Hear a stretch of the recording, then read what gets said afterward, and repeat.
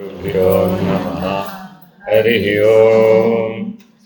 ब्रह्मानन्दं परमसुखदं केवलं ज्ञानमूर्तिं द्वन्द्वातीतं गगनसदृशं तत्त्वमस्यादिलक्ष्यम् एकं नित्यं विमलमचलं सर्वधी साक्षिभूतं भावातीतं त्रिगुणरहितं सद्गुरुं तं नमामि।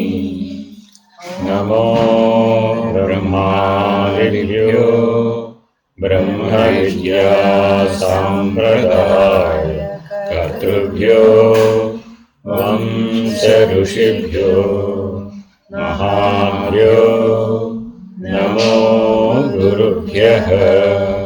सर्वोपप्लवरहित प्रज्ञानघन प्रत्यगतो ब्रह्मैवाहमस्मि।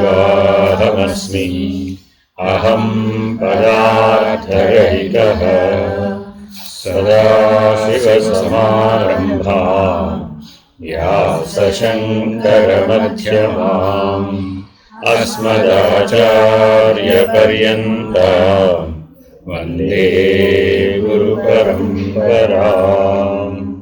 हरिः ओम्। श्रीगुरुभ्यो नमः। हरिः ओम्। ॐ निर्भयानन्दाय विद्महे अचलपरिपूर्णाय धीमहि तन्नो परात्परः प्रचोदयात्। ॐ साईश्वराय विद्महे सत्यदेवाय धीमहि तन्नः सर्वः प्रचोदयात्। ॐ तत्पुरुषाय विद्महे महादेवाय धीमहि तन्नो रुद्रः प्रचोदयात्।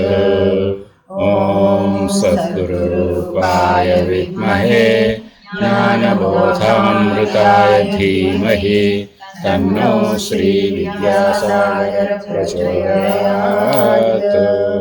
हरिः ओम्। श्रीगुरुभ्यो नमः। हरिः ओम्। अपरोक्षानुभूति మూడవ అధ్యాయం. మొదటి అధ్యాయం సాధన చతుష్టయ సంపత్తి, రెండవ అధ్యాయం విచారణ పద్ధతి, విచారణ ఎలా చేయాలి అనే రెండింటిని పరిశీలన చేశాం. ఇప్పుడు ఒక్కొక్క వివేకాన్ని పరిశీలిస్తాం.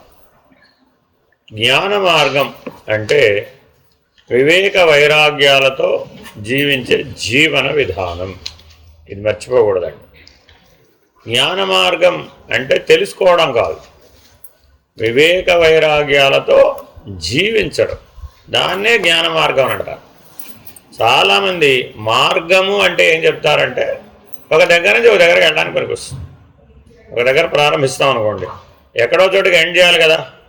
సో ఈ మార్గంలో మనకి సహాయపడే వాళ్ళు ఎవరు? ఎవరైనా దారిలో సహాయపడతారా? మార్గబంధు అంటారు వాళ్ళు. ఏమంటారండి వాళ్ళు? మార్గబంధు. ఈశ్వరుడి మీద మార్గబంధు స్తోత్రం ఒక స్తోత్రం. జనన నుంచి మరణం దాకా జీవుడి యొక్క ప్రయాణం సాగుతుంది, అది మార్గం. మరి జనన నుంచి మరణం దాకా నీకు బంధువు ఎవరైనా ఉన్నారా? పుట్టిన దగ్గర పోయేదాకా ఓ బంధువు కావాలటని. ఎవరైనా? ఈశ్వరుడే. ఎందుకని? తల్లి గర్భంలో నిన్ను రక్షించిన వాడేవాడు ఈశ్వరుడే. తల్లి రక్షించడం లేదా? నిమిత్త మాత్రం. రూపం కాదు, అక్కడ ఆవిడేం రక్షించడంలే, తల్లి నిమిత్త మాత్రం అంతే తప్ప లోపల ఉన్న గర్భస్థ శిశువుని ఏ రకంగా మార్చాలన్నా ఈవిడికేం అధికారం లేదు. తెల్లగా ఉన్నవాడు నల్లగా మార్చాలంటే మారుస్తుందా? గిరజాల జుట్టు లేకపోతే గిరజాల జుట్టు వచ్చేట్టు చేస్తుందా? అవన్నీ ఈవిడి చేతిలో లేవు. లోపల వాడు ఒక సృష్టి ధర్మానుసారం, ప్రకృతి ధర్మానుసారం వాడు తయారవుతాడు. ఈశ్వర నియతిని అనుసరించి వాడు పోషించబడతాడు. ఆ ఈశ్వర నియతిని అనుసరించే జన్మిస్తాడు. బాగా గుర్తుపెట్టుకోవాలి. జనన కాలం నిర్ణయించేది ఎవరు? ఈశ్వరుడే. తల్లి నిర్ణయించవచ్చుగా ముందే పుట్టమని, కొంత తర్వాత పుట్టమని. నెలలు తక్కువ 7 నెలల పిల్లలు పుట్టటలే. తల్లి చెప్పొచ్చుగా 9 నెలలు అక్కడే ఉండరా బాబు, 7వ నెలకు పుట్టద్దురా అంటే ఆగుతుంటావా? నీ స్వాధీనంలో లేవు. పోనీ 9 నెలలు 9 రోజులు అయిపోయిందండి, డెలివరీ డేట్ కూడా ఇచ్చేశారండి, నొప్పులు రాకపోతే ఏం చేయాలి? కదలకుండా ప్రశాంతంగా పడుకున్నాడు. మ్యాక్సిమం ఓ రోజు చూస్తామంటే 2 రోజులు చూస్తామంటే అంటారు డాక్టర్. అదేమిటి పాపం, తల్లికి ఎంతో ఇబ్బంది కదా. సహజంగా పుట్టే వరకు వెయిట్ చేయాల్సిందేనండి అన్నాం అనుకోండి, అప్పుడు ఏం చెప్తారు?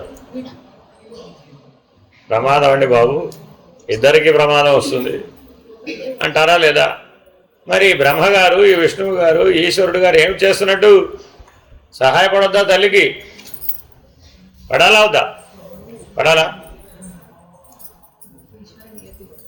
ఆవిడ ఎన్నోసార్లు మరి పూజలు చేశారు కదా, ఎన్నో భక్తి ఆరాధనలు చేశారు కదా, సహాయపడాలా వద్దా?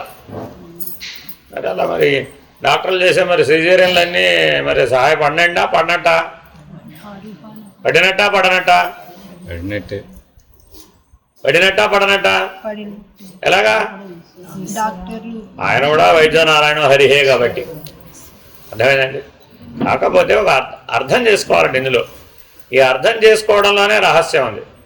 ఈ సృష్టి అంతా పదార్థమయమేనా కదా? జగమే సర్వం బ్రహ్మమయం.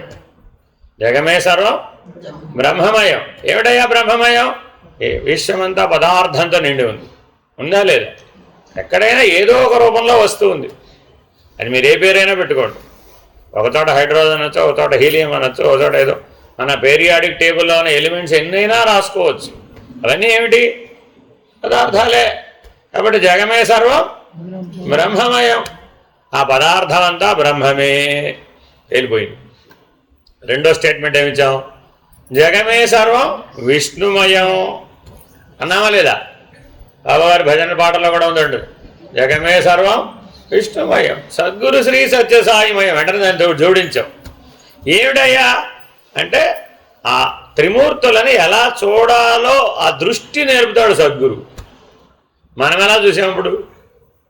బ్రహ్మగారంటే ఓ పువ్వులో కూర్చుంటారు, అక్కడ 4 తలకాయలు ఉంటాయి, పక్కన ఒక ఆవిడ ఏమిటో కల్పం ప్రారంభం, సృష్టి ఆరంభం నుంచి సృష్టి చివరి దాకా ఆవిడ వేణ వాయిస్తూనే ఉంటుంది. ఇది కూడా ఒక కల్పనే, తప్పేం కాదు అందులో, అర్థమవుతుందండి. కానీ దాన్ని అలాగే అర్థం చేసుకుంటే చిన్న పిల్లవాడు అర్థం చేసుకున్న దానికి మనం అర్థం చేసుకున్నానికి అది తేడా ఉంటుందంటారా? ఆ అవగాహన వాడికేదేగా. త్రిమూర్తులు ఎలా ఉన్నారంటే 8 ఏళ్ల పిల్లవాడిని అడిగారు అనుకోండి, ఇదే నేరేషనే చెప్తాడు. మరి అప్పుడు జ్ఞానం వచ్చినట్టేనా? జ్ఞాన దృష్టి అంటే అర్థం ఏమిటంటే సకల విశ్వం మొత్తం వ్యాపించినటువంటి పదార్థం అంతా బ్రహ్మమయం, విశ్వమంతా వ్యాపించిన శక్తిమయం విష్ణుమయం.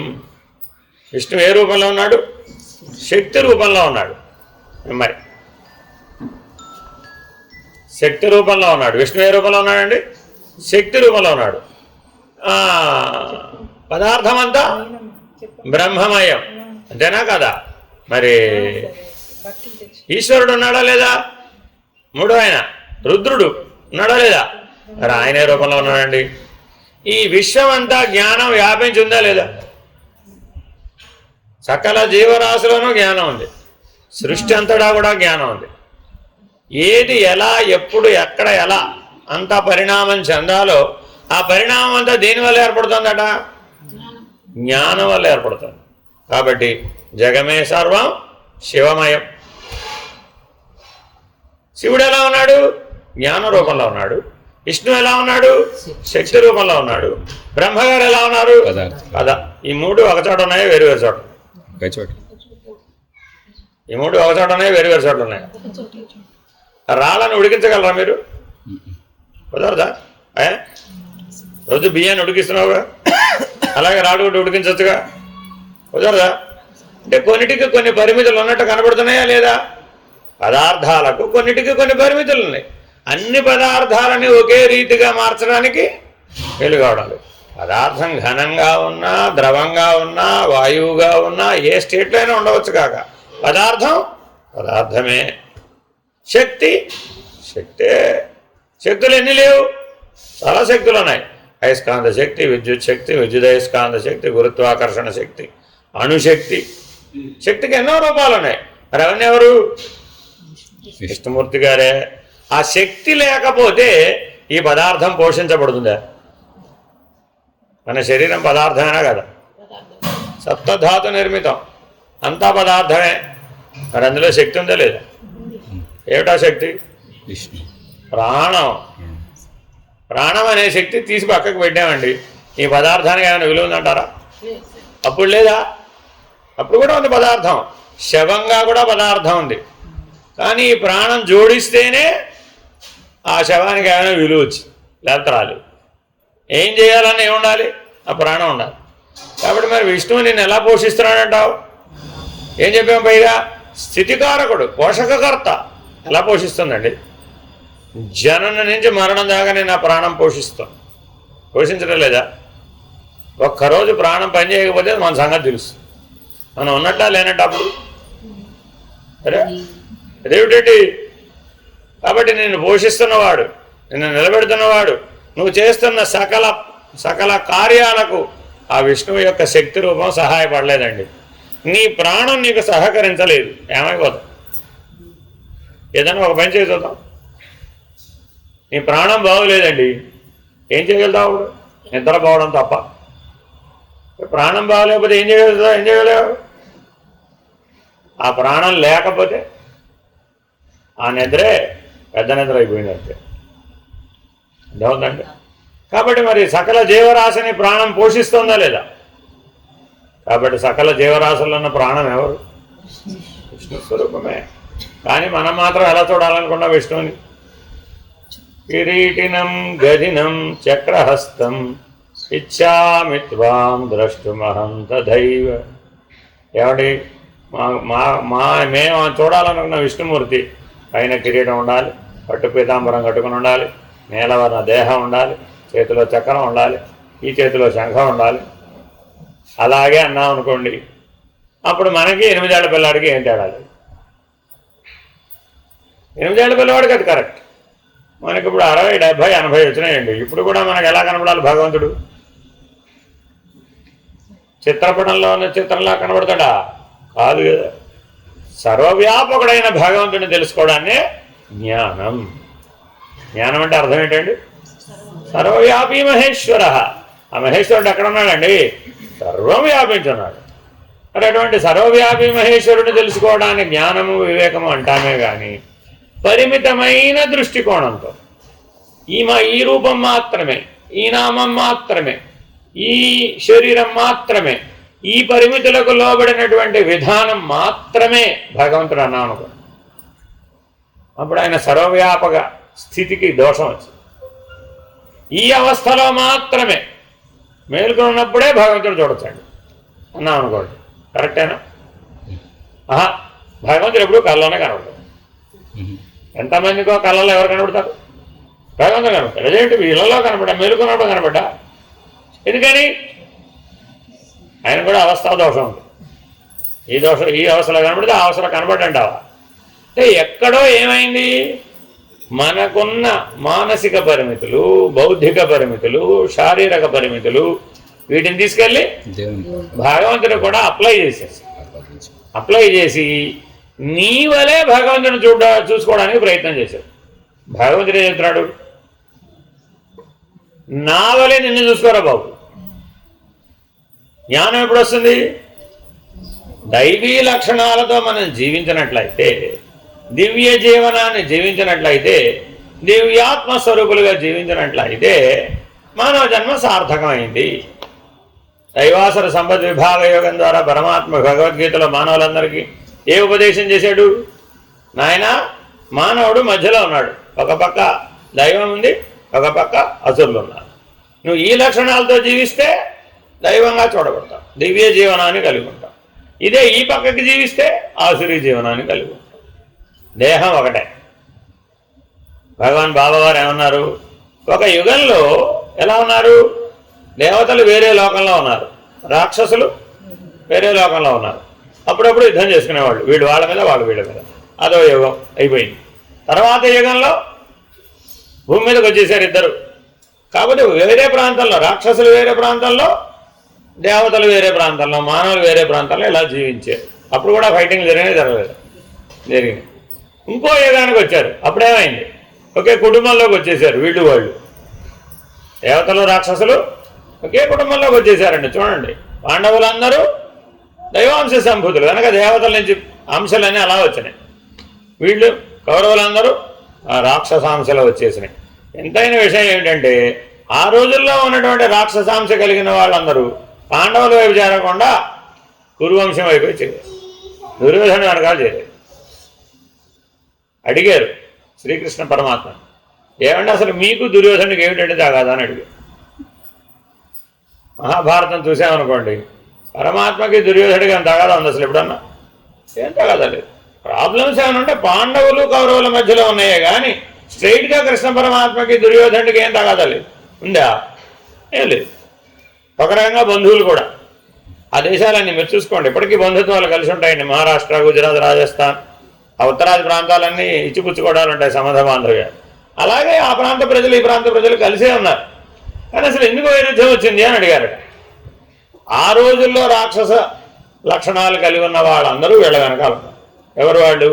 శిశుపాల, దంతవక్త్ర, జరాసంధ, భగదత్త, ఇచ్చా సో మెనీ లైన్ అంతా ఉందన్నాడు. ఈ లైన్ అందరూ ఎవరిని చేరారు? దుర్యోధనుడు వెనక చేరారు. ఇప్పుడు మరి నాకు తగాదా ఆయనతో లేదు, ఆయన వెనకున్న వాళ్ళతో. ఎందుకని? ధర్మ సంస్థాపనార్థాయ సంభవామి యుగే యుగే, అది నా అవతార లక్ష్యం అని ఆ యుగంలో ఆయన చెప్పారు. ఇప్పుడు కలియుగంలో మనకేమొచ్చిందా కదా? లోకాలు అయిపోయినాయి, దేశాలు అయిపోయినాయి, కుటుంబాలు అయిపోయినాయి. ఒక మనిషిలోకే వచ్చేసాడు. పొద్దున పూట పూజ చేసినప్పుడు ఎలా ఉంటాడు? ఆయన చూస్తే భగవంతుడు. మధ్యాహ్నం మరోలాగా, సాయంత్రం మరోలాగా, రాత్రికి మరోలాగా. ఇప్పుడు ఏం చేయాలి? తలలు తరుగుదామంటే ఎంతమందిని తరగాలప్పుడు? ఆ యుగాల్లో తలలు తరిగితే సరిపోయింది. కానీ మరి ఈ యుగంలో తలలు తరిగితే ఎవరన్నా మిగులుతారా? ఏమో చెప్పడం కష్టమే. అందుకని తలపులను మార్చే ప్రయత్నమే వివేకం. వివేకం అంటే అర్థం ఏంటండి? తలపులను మార్చాలి. Very very important. కాబట్టి భగవాన్ బాబా వారు వారి అవతార కాలంలో ఎప్పుడు కూడా అవతారం అంటే శరీర సంబంధం కాదు, అది ఎప్పుడూ ఉంటుంది, దాని ప్రభావం ఎప్పుడూ ఉంటుంది. అందువలన తలపులను మార్చే ప్రయత్నం వివేకంతో చేయమన్నారు. అందుకని అందరినీ వారు ఏం సంబోధించేవారు? దివ్యాత్మ స్వరూపులారా. మన 3వ చాప్టర్ కూడా ఏమిటండి? ఆత్మానాత్మ వివేకం. ఈ ముందు 3 మాటలు దేనికోసం అంటే ఈ ఆత్మానాత్మ వివేకం చదువుకోవడానికి. వారు మనల్ని ఎలా సంబోధించారో, మనం ఎలా జీవించాలో చెప్పేటటువంటి లక్షణాలు ఇందులో ఉన్నాయి.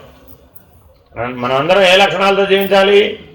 ఆత్మ యొక్క లక్షణాలతో జీవించాలి. అప్పుడే ఆ సంబోధనకు మనం అర్హులం అని వారు 60 సంవత్సరాల పాటు పాఠం చెప్పారు. మనం ఎవరో అన్ని సంవత్సరాల పాఠం చెప్పలేం. వారు బాల్యం నుంచి చెప్తూనే ఉన్నారు, చివరిదాకా కూడా చెప్పారు. కాబట్టి వారు బోధించినటువంటి ఆత్మానాత్మ వివేకాన్ని మనం శంకర భగవత్పాదులు అందించినటువంటి అపరోక్షానుభూతి దృష్ట్యా చూసే ప్రయత్నం చేస్తాం. మనం కూడా ఇప్పుడు ఆలోచించుకోండి, ఈ సృష్టి 2 లక్షణాలు ఉన్నాయట. మొత్తం సృష్టిని విభజించి చూస్తే ఒకటేమో ఆత్మ లక్షణంతో ఉన్నట్టు కనబడుతుంది, ఒకటేమో అనాత్మ లక్షణంతో ఉన్నట్టు కనబడుతుంది. అయితే సూటిగా ఆత్మ లక్షణాన్ని చూడగలమా ఈ కళ్ళతో అని అడిగారు. చూడగలుగుతామా? క్యారెట్లో ప్రధాన ద్రవ్యం ఏమిటి? కెరోటిన్. దానివల్ల మనకేం ఉపయోగం? ఏ విటమిన్. నా కళ్ళతో ఏ విటమిన్ ఎలా ఉందో చూపెట్టు అన్నారు అనుకోండి, ఎవరైనా చూపెట్టగలుగుతారా? ఎఫెక్ట్ని చూపెట్టగలుగుతాం మనం, అంతేగాని ఏ విటమిన్ చూపెట్టలేం. బి విటమిన్ అంతకంటే చూపెట్టలేం. ఏ విటమిన్ని చూపెట్టలేం. A to Z అన్నింటి ఒక ఎఫెక్ట్ని చూడగలుగుతాం. కాబట్టి అవేమిటివి? శక్తి రూపాలు. ఆ విటమిన్లు ఏమిటి? శక్తి రూపాలు. శక్తిని కళతో ఎలా చూస్తావు? కరెంటుని కళతో చూడడం కుదరదు, ఫ్యాన్ వేసుకోవచ్చు, ఫలితాన్ని చూడడం. కాబట్టి పదార్థమయము, శక్తిమయము ఈ 2 కలిసే ఉన్నాయి ఈ సృష్టిలో. మరి సాక్షి అంటే ప్రశ్న అడగవలసి వచ్చింది. ఏమంటే పదార్థము శక్తేనా, సాక్షి ఉన్నాడా లేడా? ఆ సాక్షి జ్ఞానం, ఆ రెండింటినీ సవ్యంగా వినియోగించుకోగలిగిన జ్ఞానం ఎవడికుందో వాడు సాక్షి. ఇది గుర్తుపెట్టుకోవాలి. సాక్షి అంటే మూడోవాడిని పట్టరమంటే వాడికి పట్టరాలేం. సాక్షి అంటే అర్థం ఏంటి? ఎవరైతే పదార్థాన్ని శక్తిని సమదృష్టితో చూడగలిగి సమదృష్టిలో సద్వినియోగం చేయగలిగి లోక కళ్యాణ దృష్టితో జీవిస్తారో వాడే సాక్షి. ఆత్మ యొక్క మొదటి లక్షణం ఏమిటి? ఆత్మా సాక్షి అనగానే ఆకాశం వైపు చూసేవాడు. ఎందుకని? ఇక్కడ ఉంటాడు వాడు, అక్కడ ఉంటాడు. ఎందుకని? దేవుడు ఎక్కడ ఉంటాడు అనగానే అందరూ ఎక్కడ చూపెట్టారు? పైన ఉంటాడండి బాబు దేవుడు. పైన ఎందుకు ఉంటాడు దేవుడు? పైన ఉన్నాడు. ఎక్కడ ఉంటాడు?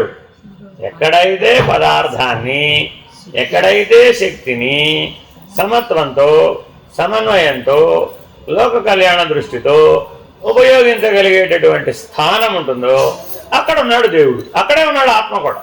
ఆ దేవుడే ఆత్మ, ఈ ఆత్మే దేవుడు. భేదం ఏం లేదు. వ్యవహారంగా దేవుడు అని అంటున్నాం. మామూలుగా ఏమంటాం? ఇన్ జనరల్గా మాట్లాడతాం కదా, క్యాజువల్గా మాట్లాడేప్పుడు ఏమన్నాం? దేవుడు అన్నాం. అర్థమైందండి? స్పెసిఫిక్గా లక్షణంతో మాట్లాడాం, అప్పుడు ఆత్మ. అర్థమైందండి? మీ అమ్మగారు బాగున్నారా అన్నాం అనుకోండి, బాగున్నారంటారా లేదా? బాగున్నారంటే అర్థం ఏంటి? ఇన్ జనరల్ బాగున్నారు. అదేంటే మొన్న నాకు ఎక్కడో హాస్పిటల్కి వెళ్తూ కనపడిందే అన్నాడు వాడు. ఇప్పుడేం చెప్పినట్టు? బాగున్నట్ట ఏదో కొద్దిగా కాళ్ళ నొప్పులు వస్తే వెళ్ళొచ్చిందండి, మిగిలినంత బాగానే ఉన్నారండి, fine, almost it's okay fine అంటారా లేదా? బాగున్నట్ట 90% బాగున్నాడు, 10% ఏవో వృద్ధాప్య సమస్యలు ఏవో ఉన్నాయి. ఇన్ జనరల్ కదా అవి. వృద్ధాప్యంలో సమస్యలు రావడం అనేది, శారీరక ఇబ్బందులు రావడం అనేది సహజం, అంతేనా కాదా? కానీ వాటిని మనం కన్సిడర్ చేయాలంటావా? బాగోలేదని కుంగిపోవాలంటావా? నెగ్లెక్ట్ చేయాలట, గొడవలేదు.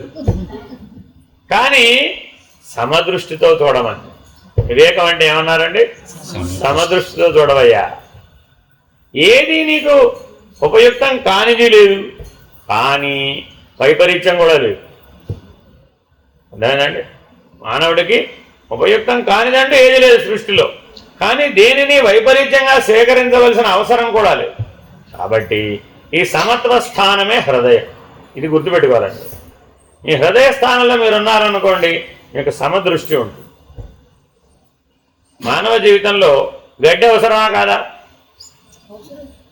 ఏం చేసుకుంటావు గడ్డితో? ప్రత్యక్షంగా ఉపయోగపడకపోవచ్చు, పరోక్షంగా ఉపయోగపడుతుంది. ఇల్లు వేసుకోవడానికి ఉపయోగపడుతుంది, పశువులు తినడానికి ఉపయోగపడుతుంది, చాలా వాటికి ప్రయోజనం ఉంది గడ్డి. అదిగో అర్థమైందండి. దాన్నే ఔషధాల్లో కూడా వాడతారు. చాలా ఉపయోగాలు ఉన్నాయి. గరిక యొక్క ఉపయోగం నిన్నేగా వినాయకుడు పూజ చేశారు. ఎంతో పూజ చేశారు? దుర్వార యుగ్మం. అర్థమైందండి. అంటే ఎందుకు చేయమన్నారు? మరి అది కూడా తక్కువది కాదు, మనకున్న తక్కువ భావన పోగొట్టడానికి. మనకందరికీ కూడా గడ్డి అంటే తేలికపాటి భావన ఉంటుందండి. దాన్ని లెక్క చేసేది ఏంటి అనుకుంటాం. మరి దాన్ని కూడా ఈశ్వర పూజలో వినియోగించాం. ఎందుకని? ఏది ఈశ్వరుడి దృష్టిలో తక్కువ ఎక్కువలు లేనే లేవు. మరి ఒక్క గరికతోనే పూజ చేశారా? ఇంకా 21 రకాల ఆకులు తెచ్చారు పూసారు, ఏదో 16 రకాల పళ్ళు తెచ్చారు పూసారు. ఎన్ని పూజ చేసినా ఈశ్వరుడికి అన్నీ సమానమే. మనకు కూడా ఎలా ఉండాలి? ఆ సమదృష్టి ఉంటేనే ఆ ఈశ్వరత్వం ప్రాప్తిస్తుంది. సరేనండి. సృష్టిలో విషం ఉందా లేదా? మానవుడికి విషం ఉపయోగమేనా? విషం ఉపయోగమేనా? ఎలాగా? రోజు తినడానికి పనికి రాదు, ఎప్పుడో అవసరం వచ్చినప్పుడు పనికి వస్తుంది, అంతేనా కాదా? కాబట్టి సృష్టిలో దేనిని కూడా తక్కువ భావనతో చూడకూడదు. ఎక్కువ తక్కువలు లేవు. ఆ సమదృష్టి కలిగటానే యోగం అంటారు. సమదృష్టి కలిగిన వాడిని యోగి అంటారండి. వాడికి దేని అందు ఉండదండి, అన్ని సమదృష్టితోనే చూస్తాడు. అదేనండి. అప్పుడు ఆ యోగికి ఈ వివేకం వస్తుంది. ఆత్మానాత్మ వివేకం రావాలంటే ఏం చేయాలి? అర్హత ఏమిటి? సమదృష్టి. ఎన్నిసార్లు పుస్తకం జరిగిపోయినంత వరకు చదివినా రాదు. ఎందుకని? దృష్టి, సమదృష్టి లేనిదే ఎన్నిసార్లు ఆత్మవిచారణ చేసినా, ఎంత ఆత్మానాత్మ వివేకం గురించి బ్రహ్మ ప్రయత్నం చేసినా అది బీల్కోదు. ఎందుకని? అర్హత లేదు కాబట్టి. కాబట్టి ఇది సాధించాలి అంటే ఈ వివేకం మనతో మన జీవితం అంతా ఉపయోగపడాలి అంటే మనకు ఉండవలసిన అర్హత ఏమిటండి? సమదృష్టి. సమత్వం యోగముచ్యతే. Very very important. అంటే యోగం అంటే ఎన్నో నిర్వచనాలు ఉండవచ్చు, కానీ జ్ఞానానికి వివేకానికి ఉపయోగపడే నిర్వచనం సమత్వం యోగముచ్యతే. కాబట్టి సమదృష్టితోనే చూడాలి ఈ సృష్టిని, సృష్టికి అధిష్టానమైనటువంటి త్రిమూర్తుల్ని. మరి వాళ్ళకి 3 శక్తులు ఉండాలా వద్దా ఈ సృష్టిని పరిపాలించాలంటే? నిజంగా పరిపాలిస్తున్నారంటారా? వ్యాపించి ఉండటమే. ఆ పదార్థమంతా బ్రహ్మమయం, ఆ శక్తిమయం అంతా విష్ణుమయం, జ్ఞానమయం అంతా ఈశ్వరమయం. మర్చిపోకూడదండి ఇది. ఇప్పుడు వాటి ఆ ముగ్గురికి 3 శక్తులు ఉన్నట్టు మనకు తెలుస్తుందా లేదా? ఏమిటవి? ఇచ్ఛాశక్తి, క్రియాశక్తి, జ్ఞానశక్తి. ఈ 3 ఉండాల్సిందే. ఏది తెలుసుకోవాలన్నా ఏముండాలి? ఈ 3 ఉండాలండి. ఒకటి ఉంటే సరిపోదు, ఒకటి ఉంటే సరిపోదు, 3 ఉండాలి. 3 బ్యాలెన్స్డ్గా ఉండాలి. ఏం చెప్పారండి? బ్యాలెన్స్. ఇచ్ఛా క్రియా జ్ఞానములు బ్యాలెన్స్డ్గా ఉండాలి. ఏదో ఒకటి ఎక్కువైంది అనుకోండి, ఏమవుతుంది? ఇచ్చే ఎక్కువైపోయిందండి, అప్పుడు ఏమైపోయింది? ఇంటి నిండా వస్తువులే, నువ్వు కూర్చోడానికి ప్లేస్ లేదు. ఫలితం అలా వస్తుంది అంతే. ఇంటి నిండా వస్తువులే ఉంటాయండి, మనం కూర్చోడానికి ప్లేస్ ఉండదు. ఎందుకని? బాగుండని తెచ్చి ఇంట్లో పెట్టుకోండి. ఇప్పుడు ఎవరైనా వస్తే ఎక్కడ కూర్చోబెట్టాలి, ఎక్కడ పడుకోబెట్టాలి? ఏదైనా సోఫా బయట వేస్తేనే, ఏదైనా వస్తువు బయట పెడితేనే ఒక మనిషి లోపల రావడానికి లేదు. మానవ జీవితంలో కూడా ఇలాగే ఉంటుంది. బయట కాదు సుమి, లోపల. మన మనస్సు, మన బుద్ధి నిరంతరాయంగా ఇచ్ఛాశక్తికి లోనైందండి. ఏమైపోయింది? అది కావాలి, ఇది కావాలి, అది తెలుసుకోవాలి, ఇది తెలుసుకోవాలి, అలా ఉండాలి, ఎలా ఉండాలి. ఎంతసేపు ఇచ్ఛాశక్తి అంతే. ఇది ఎక్కడ దొరుకుతుందండి అని అడగాలండి. కొంతమంది ఇన్ఫర్మేషన్ బ్యూరోలు ఉంటారు చూడండి, కావాల్సి వస్తుంది. వాళ్ళని అడిగారు అనుకోండి, తక్కువ చెప్పేశాడు. పలానా అది కావాలండి, అయ్యో అక్కడ దొరుకుతుంది, అది అక్కడ కాదండి, పలానా చోట చీప్గా కూడా దొరుకుతుంది. ఎడిషనల్ ఇన్ఫర్మేషన్ చూపిస్తాడు. ఎలా తెలుసానికి? ఇచ్ఛాశక్తి. ఇన్ఫర్మేషన్ బ్యూరో డేటా బాగా కలెక్ట్ చేస్తారన్నమాట. అవసరమా కాదా? అవసరమే, బట్ నాట్ అదే జీవితం కాదు. అది గుర్తుపెట్టుకోవాలండి. దేవుడి గురించి మన దగ్గర ఏమైనా ఇన్ఫర్మేషన్ ఉందా లేదా? ఏమండి, దేవుడి గురించి ఇన్ఫర్మేషన్ ఉందా లేదా? బోల్డ్ ఇన్ఫర్మేషన్ ఉందండి బాబోయ్. అంతా ఇంకా కాదు.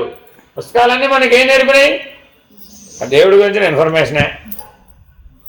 స్తోత్రాలు, సహస్రనామాలు, సుప్రభాతాలు, పౌళింపు సేవలు. మిమ్మల్ని కదల్చాలే కానీ పుట్టిన దగ్గర నుంచి పోయేదాకా మనం ఆ దేవుడి గురించిన ఇన్ఫర్మేషనే. ఇప్పుడు మనకి ఇన్ఫర్మేషనా కన్ఫర్మేషనా? కన్ఫర్మేషనా? అప్పుడు అది ఇచ్ఛాశక్తే కదా. ప్రయోజనం ఏమొచ్చింది? అప్పుడేమేం చేసాము? ఏమంటే కన్ఫర్మేషన్ కావాలంటే ఏం చేయాలన్నా? ఆచరించాలయ్యా బాబు అన్న. ఆచరించాలంటే ఏం చేసేది? ఇప్పుడు క్రియాశక్తి కావాలా వద్దా? ఒట్టి ఇన్ఫర్మేషనే ఉంది నా దగ్గర, ఏం ప్రయోజనం? భోజనం అంటే ఏమిటో తెలుసు నాకు, ప్రయోజనం ఏముంది? అంతేనా కాదా? ఆరోగ్యం అంటే ఏమిటో తెలియాలా, ఆరోగ్యంగా ఉండాలా? అదే అక్కర్లేదు, ఆరోగ్యంగా అంటే తెలిస్తే చాలు అన్నారు అనుకున్నప్పుడు ఏమై జీవితం నష్టమైపోలే. కాబట్టి ఏదైనా ఆచరణాత్మకం అయినప్పుడే అది ప్రయోజనశీలమైంది. ఏ ఇన్ఫర్మేషన్ అయినా కావచ్చు. అర్థమైందండి? విషం భూమండలంలో సృష్టిలో ఉందా లేదా? ఉంది. నీకెలా ఉపయోగం? ఉపయోగమే. ఎలాగో చెప్తావు, చిన్న ఉదాహరణ చెప్తా, ఎంతైనా చెప్పచ్చు. లెకసిస్ అని హోమియోపతిలో మందు ఉంది. దాన్ని తాచుపాము విషాన్ని తయారు చేస్తారు. ఎక్స్క్లూజివ్గా తాచుపాము విషం కలెక్ట్ చేసి దాన్ని 1,00,000 భాగాలు చేస్తారు. ఒక డ్రాప్ ఉందనుకోండి, ఆ డ్రాప్ని ఎన్ని చేస్తారు? 1,00,000 భాగాలు చేస్తారు. అంటే అంత డైల్యూట్ చేస్తారు. డైల్యూట్ చేసి దాన్ని 1,00,000 సార్లు తిప్పుతారు. ఆ రొటేషన్ మిషన్ ఉంటుంది, అందులో వేసి తిప్పుతారు. అలా తిప్పేటప్పటికి నీ ప్రాణాన్ని మృత్యుముఖంలో ఉన్నవాడి ప్రాణాన్ని కాపాడేటటువంటి ఔషధంగా మారిపోతుంది. కానీ మరి 1,00,000 భాగాలు చేయాలంటే ఎంత ఓర్పు ఉండాలండి? 1,00,000 సార్లు తిప్పాలంటే ఇట్లా ఎంత ఓర్పు ఉండాలి? పిండి రుబ్బమంటేనే వాళ్ళ మనకు ఓపిక లేదు, గ్రైండర్ కొనుక్కోండి. ఒక వస్తువు మరి ఔషధం తయారు 1,00,000 సార్లు తిప్పితేనే. అర్థమైందండి? ఇలాగే ఆయుర్వేదంలో కూడా ఎన్నో మందులు ఉంటాయండి. అవి కూడా కొన్ని విషాలతో తయారు చేస్తారు. నవపాషాణములని 9 విషయాలు ఉన్నాయి. అవన్నీ మరి ఆయుర్వేద వైద్యంలో వాడతారు. కాబట్టి మన వాళ్ళు ఏమంటారు, అమ్మో ఆయుర్వేదం వాడకూడదని బాబు, విషయాలు లేదు. అదేమిటి, వైద్యుడు విషం ఎందుకు ఇస్తాడండి? వైద్యుడు ఇచ్చాడంటే అది విషం కాదు, గుర్తుపెట్టుకోవాలండి. మీ అంతటా మీరు వెళ్ళి కొనుక్కుని వేసుకునేవి కాదు ఇవేవి కూడా. వైద్యుడు ఉండవలసిందే వాటికి. మరి ఎందుకని? ఆ విషాన్ని అమృతంగా మార్చి ఇవ్వగలిగే శక్తి వాడి దగ్గర ఉంది. దాని పేరు జ్ఞానం. దాన్ని అలాగే వాడేసుకుంటే ప్రాణం పోతుంది. అదే వైద్యుడు దాన్ని ఏం చేశాడు, విషాన్ని అమృతంగా మార్చగలిగే జ్ఞానం వాడి దగ్గర ఉంది. మరి ఇప్పుడు ఆ జ్ఞానం అవసరమా కాదు? అదేమిటి, ఎందుకు?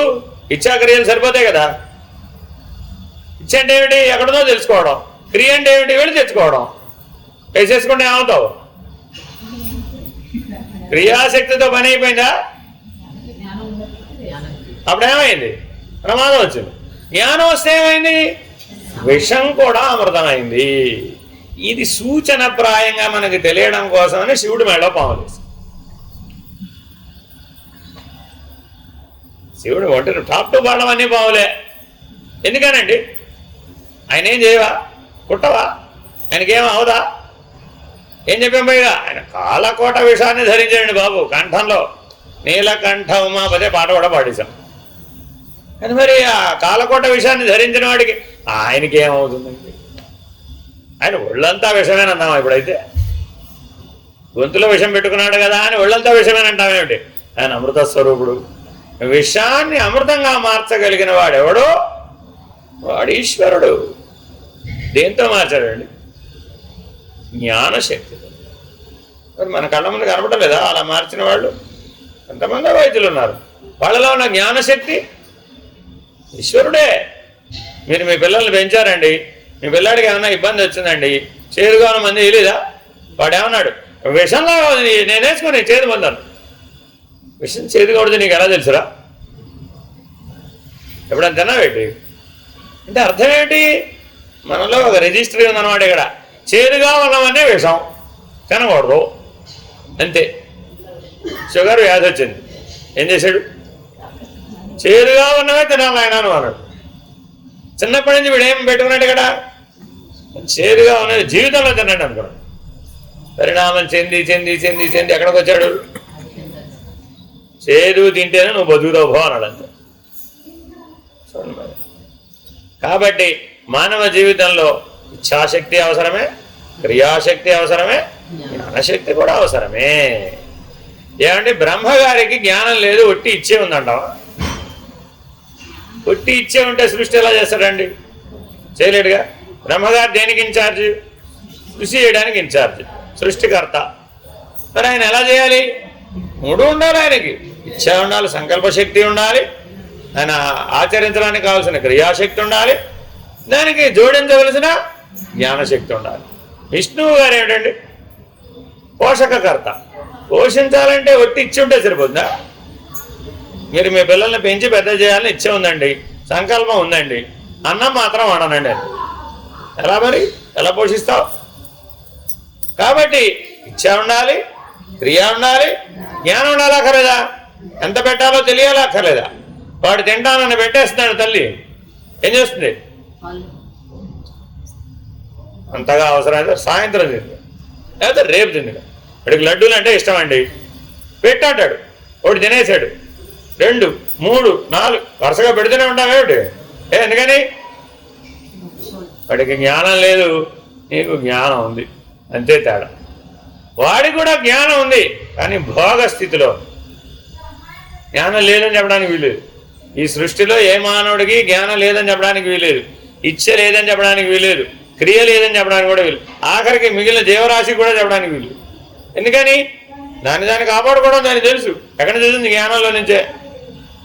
ఆ పోరాడే తత్వం ఎక్కడి నుంచి వచ్చింది? జ్ఞానంలో నుంచే. ఫిట్టెస్ట్ ది సర్వైవల్, అమీబా బతకాలన్నా కూడా దానికి కూడా జ్ఞానమే, ఒక నీకే కాదు. కాబట్టి సృష్టి అంతటా ఈ 3 శక్తులు ఉన్నాయి. త్రిమూర్తులు, త్రిశక్తులు 3 లోకములందు వ్యాపించి ఉన్నారు. ఇక్కడే ఉన్నారు, ఇక్కడ లేరని చెప్పగలరా? ఏమండి? త్రిమూర్తులు, త్రిశక్తులు, 3 లోకాలు, 3 3 9 లక్షలు. ఈ 3 లోకాలందు వ్యాపించి ఉన్నారు ఈ త్రిమూర్తులు, త్రిశక్తులు. కాబట్టి మూడింటిని కలిపేస్తే అనే ఐడియా ఎప్పుడైనా వచ్చిందా మీకు? ఎందుకు కలపడం వాళ్ళని? అలాగే వాడుకోవచ్చుగా. ఇచ్ఛాశక్తిని ఇచ్ఛాశక్తిగా, క్రియాశక్తిని క్రియాశక్తిగా, జ్ఞానశక్తిని జ్ఞానశక్తిగా, బ్రహ్మగారిని బ్రహ్మగారిగా, విష్ణువు గారిని విష్ణువు గారిగా, ఈశ్వరుడు గారిని ఈశ్వరుడు గారిగా అలాగే వాడుకోవచ్చు కదండి. ఎందుకు కలపాలి అసలు? ఇప్పుడు దేవుడు ఒకటని చెప్పాలా, ముగ్గురని చెప్పాలా? ముగ్గురని చెప్పాలా, ఆరుగురని చెప్పాలా? అదేమిటి? బ్రహ్మగారు దేవుడే, విష్ణుగారు దేవుడే, ఈశ్వరుడు గారు దేవుడే. ఇచ్ఛాశక్తి ఎవరండి? ఇచ్ఛాశక్తి ఎవరు? ఇచ్ఛాశక్తి. మన దగ్గర 3-4 శక్తులు: మహాలక్ష్మి, మహాకాళి, మహాసరస్వతి. మహాసరస్వతి జ్ఞానశక్తి, మహాసరస్వతి జ్ఞానశక్తి, మహాలక్ష్మి క్రియాశక్తి, మహాకాళి ఇచ్ఛాశక్తి. నీ లోపల ఏ ఇచ్చ కలిగినా ఆ కాళి యొక్క అనుగ్రహంతో జరుగుతుంది. కాళి కాలము రెండు ఒకటే. కాలానుగుణ్యంగా మీకు ఇచ్చలు కలుగుతున్నాయి చూసుకొని కావాల్సి వస్తే. అవునా కాదా? చూసుకోండి, మీరు బాల్యం నుంచి యవ్వనం, కౌమారం, వృద్ధాప్యం, కాలం వల్ల కాలాన్ని బట్టి కదా మీరు మారింది. కాలం బట్టి వృద్ధాప్యం వచ్చిందా, పుట్టుకతోనే వచ్చిందా? అదేంటంటే మరి వృద్ధాప్యంలో వచ్చే ఇచ్చ బాల్యంలో ఎందుకు రాలేదు? కాలము కాళి రెండు ఒకటే. అర్చారూపంగా కాళి, ఆకారం తీసేస్తే కాలం. అదేనండి. మరి క్రియాశక్తి, క్రియాశక్తి ఎందుకనండి? నమస్తేస్తు మహామాయే శ్రీపీఠే సురపూజితే శంఖచక్ర గదాహస్తే మహాలక్ష్మి నమోస్తుదే. ఇదేగా ఎవరైనా ప్రారంభం. ఆవిడ ఏ స్వరూపిణి? మహామాయా స్వరూపిణి. అంటే ఏ పని చేసినా ఆ పనిలో నిన్ను మునిగిపోయాడు చూస్తుంది. పని చేసేటప్పుడు ఏమైపోయారు మీరు?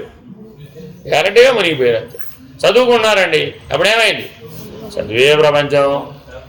పనులు చేస్తున్నారన్నప్పుడు ఏ ప్రపంచం. సంసారం నిర్వహిస్తున్నారన్నప్పుడు ఏమైంది? అదే ప్రపంచం. ఎందులో మునిగితే అదే ప్రపంచం.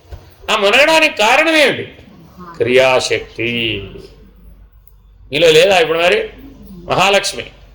లేకపోతే ఇన్ని పనులు ఎలా చేశారు అసలు? సరే. మహాసరస్వతి లేదా? ఎలా చెప్పచ్చు? ఉప్పు ఎంత వేయాలి? ఉప్పు ఎంత వేయాలి? ఎవరు డిసైడ్ చేయాలి? ఇచ్ఛాశక్తి క్రియాశక్తి? అదేమిటి? ఇచ్ఛాశక్తి క్రియాశక్తికి శక్తి లేదా? ఉప్పు ఎంత వేయాలో వేస్తుంది ఒక గుప్పెడు అంతే. ఏమైపోయినప్పుడు ఏంటి తల్లి ఇది అంటారా లేదా? ఉప్పు వేయాలన్నా జ్ఞానశక్తి కావాలండి. ఇక దాన్ని బట్టి మీరు ఆలోచించుకోండి. ఈ సృష్టిలో జ్ఞానశక్తి సహాయం లేకుండా మీరే నిర్ణయం చేయలేరు. ఎన్ని నిర్ణయాలు చేసాం? పుట్టడం దగ్గర మొదలుపెట్టాం నిర్ణయం, పోవడం దాకా కూడా నిర్ణయమే. కాబట్టి మానవ జీవితం అంతా త్రిశక్తులు, త్రిమూర్తులు, ఏకీకృతమైనటువంటి ఆత్మ. అంటే ఆత్మ అంటే వేరే పదార్థం అని అనుకోవక్కర్లా, లేదా వేరే శక్తి అని అనుకోవక్కర్లా. ఈ త్రిమూర్తులని, ఈ త్రిశక్తుల్ని, ఈ ముల్లోకాలని. ముల్లోకాలు అంటే ఏమిటి? భూలోక, భూవర్లోక, సువర్లోకాలు. గాయత్రి మంత్రం ఏంటండి? భూర్భువస్వ. ఏ కర్మకాండ చేసినా, ఏ నైవేద్యం పెట్టినా ఎంత పెడతామండి? హోమం చేసినప్పుడు ఓం భూస్వాహ, ఓం భువస్వాహ, ఓం శివస్వాహ, ఓం భూర్భువస్వస్వాహ.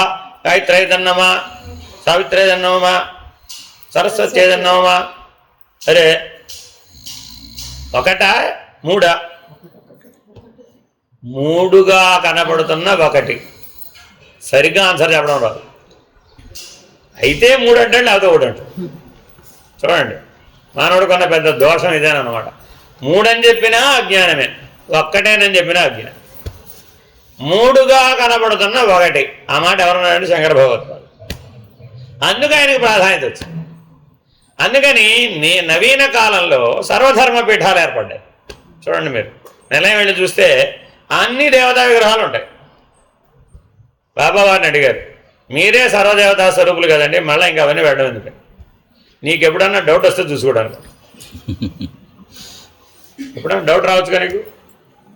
నేను ఒక్కడు కదా, నీకు ఎప్పుడైనా డౌట్ రావచ్చుగా. నా సుబ్రహ్మణ్యుడు వేరే, మా అమ్మవారు వేరే, మా గాయత్రి వేరే అని డౌట్ రావచ్చుగా. చూసుకుంటే ఏమైంది? ఓ రెండు ఒకటారా బాబు. కాబట్టి అనేకంగా కనబడుతున్న ఏకం, మూడుగా కనబడుతున్న ఒకటే. కాబట్టి అనేకం దగ్గర ఎక్కడికి రావాలి? మూడు దగ్గరికి రావాలి ముందు కనీసం. ఏకం, ద్వి, బహు. సంస్కృతంలో ఎన్ని వచనాలు ఉన్నాయండి? ఏక, ద్వి, బహు, మూడు వచనాలు. బహు అంటే అనేకం అని అర్థం. నిదానంగా మూడు నుంచి ఎక్కడికి రావాలి? ఒకటికి రావాలి. ఇది పరిణామం అన్నమాట. ఈ పరిణామం అనేకత్వం నుంచి మూడుకి, మూడు నుంచి ఒకటికి వచ్చేటటువంటి పరిణామాన్ని వివేకం అన్నారు. ఇది వివేకం అంటే అర్థం. మనమేం చెప్పామండి వివేకం అంటే? సమయస్ఫురణ. సమయస్ఫూర్తి కూడా వివేకంలో భాగమే. అర్థమైందండి? పప్పులో ఉప్పు ఎప్పుడు వేయాలి? ఎప్పుడో ఒకప్పుడు వేయాలా వద్దా? వేయకుండా కుదురుతుందా? పొయ్యి మీద పెట్టగానే వేసి ఏమైపోయింది? ఉడకదా? అదేమిటండి, పప్పులో ఉప్పే కదా వేయాల్సింది. మీరు చెప్పినంతే వేసాను. అది కూడా అత్తగారు చెప్పిందండి, పప్పులో ఉప్పే ఏమో మర్చిపోకుండా అని చెప్పింది. కోడలు గారు ఏం చేసింది? పొయ్యి మీద పెట్టగానే ముందు ఉప్పేసి తర్వాత పప్పు వేసి, ఏదైనా చిటికటి ఉప్పే కదా వేయటం, ఎప్పుడైనా వేయచ్చు కదా అని వేసేసింది. అప్పుడు ఏమైపోయింది? ఒక గంట ఆగిన తర్వాత అత్తగారు మీరు చెప్పినట్టే చేశాను, పప్పు ఉడకలేదు. ఏం చేసావమ్మా అంది. చేసామంటే ఏం చేయ, మీరు పప్పులో ఉప్పే ఉన్నారు కదా వేశాను. ఎప్పుడు వేసావమ్మా అని ఈవిడ అడగలే.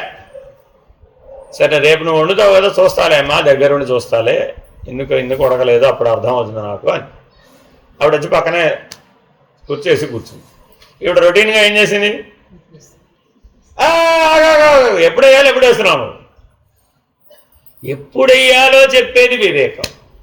Very very important. అది లేకపోతే చాలా ప్రమాదం. అదేనండి. భోజనం ఎప్పుడు చేయాలి?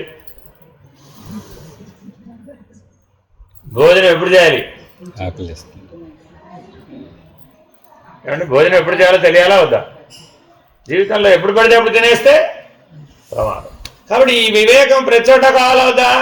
కానీ ఈ వ్యవహారంలో వాడే వివేకం కాదు. ఇది వాస్తవికంగా వివేకం కాదు. మనం ఇట్లా ఎన్నో మన దగ్గర ఉన్నాయండి. కారు నడిపే ఆయన బ్రేక్ ఎప్పుడు వేయాలి? డెస్టినేషన్ చేరినప్పుడు, లేకపోతే అవసరం అయినప్పుడు. అంతే. ఆన్సర్ ఏంటండి? అవసరమైనప్పుడు. అన్నావా లేదా? ఆ అవసరం ఎప్పుడు? వివేకం. బాగా గుర్తుపెట్టుకోవాలండి. ఏదైనా డెసిషన్ చేయాలంటే వివేకం మీదే ఆధారపడాలి, లేకపోతే వీలు కాదు. ఆ జ్ఞాన శక్తి ఈ మిగిలిన రెండు శక్తులని తనలో ఇముడ్చుకుందట. అప్పుడు ఆ ఇముడ్చుకోవడాన్ని లయం అన్నాం. ఇచ్ఛాక్రియాశక్తులు జ్ఞానశక్తిలో ఇమిడిపోయినాయట నిర్ణయాత్మక స్థితిలో. అప్పుడేం ఇచ్ఛాక్రియలు లేవా? ఉన్నాయి, కానీ జ్ఞానశక్తిలో ఇమిడిపోయింది. అర్థమైందండి? అందుకని ఈశ్వరుని లయకారుడని అనవలసి వచ్చింది. నిజానికి దాని అర్థం నశింపజేసేవాడని, మింగేసేవాడని ఆ దృష్టితో చెప్పలేదు. ఇచ్ఛాక్రియలు అప్పుడు అందులో కలిసిపోతాయి. మీలో ఇచ్ఛాక్రియ జ్ఞానశక్తులు కలిసిపోయినాయా లేదా? మీరు కూడా ఈశ్వరుడే. మీలో లేవా ఇప్పుడు ఆ మూడు వేరువేరుగా ఉన్నాయా, కలిసి ఉన్నాయా?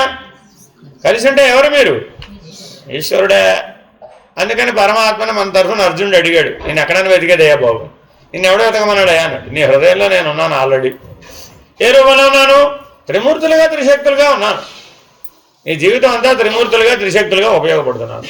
పదార్థము, శక్తి, జ్ఞానము, త్రిమూర్తులు. ఇచ్ఛాశక్తి, క్రియాశక్తి, జ్ఞానశక్తి ఉపయోగపడుతుంది కదా. లేకపోతే అసలు నీ జీవితం ఎక్కడ వచ్చింది? నీ ఉనికే వాళ్ళ మీద ఆధారపడింది. తల్లి గర్భంలో రక్షిస్తున్న వాళ్ళు ఎవరికి? ఎందుకు ఈశ్వరుడు అనవలసి వచ్చింది? ఈ త్రిమూర్తులు అక్కడ కూడా ఉన్నారు. పదార్థము, శక్తి, జ్ఞానము గర్భస్థ శిశువు కూడా ఉంది.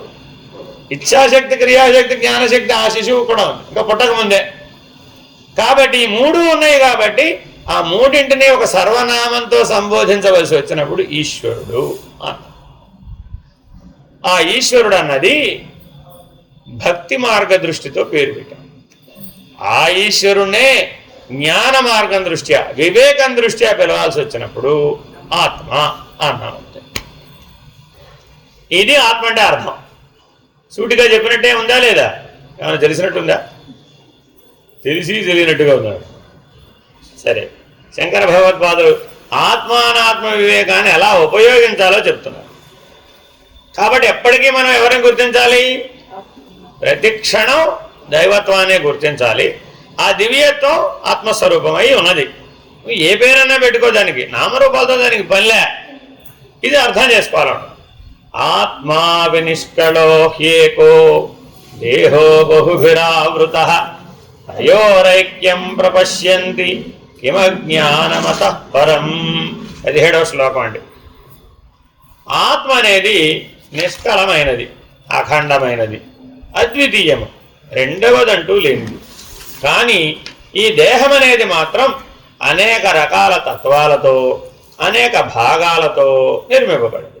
ఆత్మలాగా నిష్కళము, అద్వితీయము కాదు. ఆత్మకు దేహానికి ఉన్న భేదం ఇది.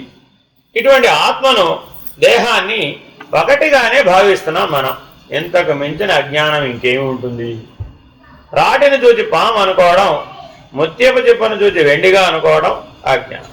అట్లాగే దేహంలో ఆత్మభావం కూడా, దేహాన్ని ఆత్మగా భావించడం కూడా అజ్ఞానం.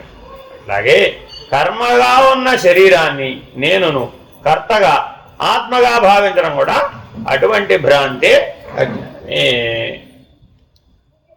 ఈ ఒక్క శ్లోకం లేదా ఈ ఒక్క ఉపదేశం ఎన్నో సిద్ధాంతాలకి సమాధానం.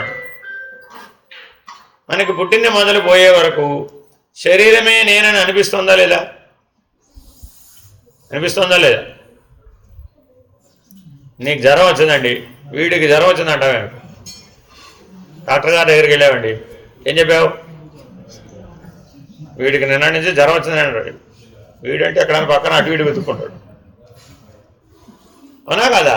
అంటే నీకంటే అన్యంగా ఒకటి ఉందని వాడు వెతుకుతున్నాడు, అంతేనా కాదా? వాస్తవానికి అది సత్యమే. ఎప్పుడు?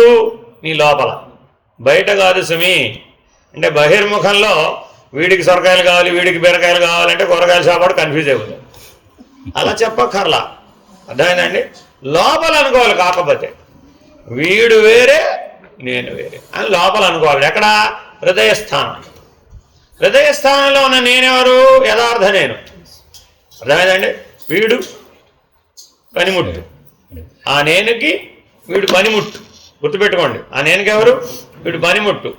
ఎక్కడో ఏం జరిగింది పొరపాటు? ఆ హృదయ స్థానం మరుగైపోయింది. మనం తెలుసుకోవడం మానేశాం.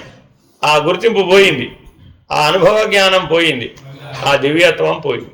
ఎక్కడికి పోయింది? మరుపుకు పోయింది. వేరే దేహంలోకి పోయిందని చెప్తావా? నా హృదయం వారి దేహంలో ఉందండి అంటే అలా ఎలాగా? అలా లేదు. ఎవరి హృదయం వారిలోనే ఉంది. కానీ అదేమైంది? మరుపుకు పోయింది. మరి మరుపుకు పోయింది.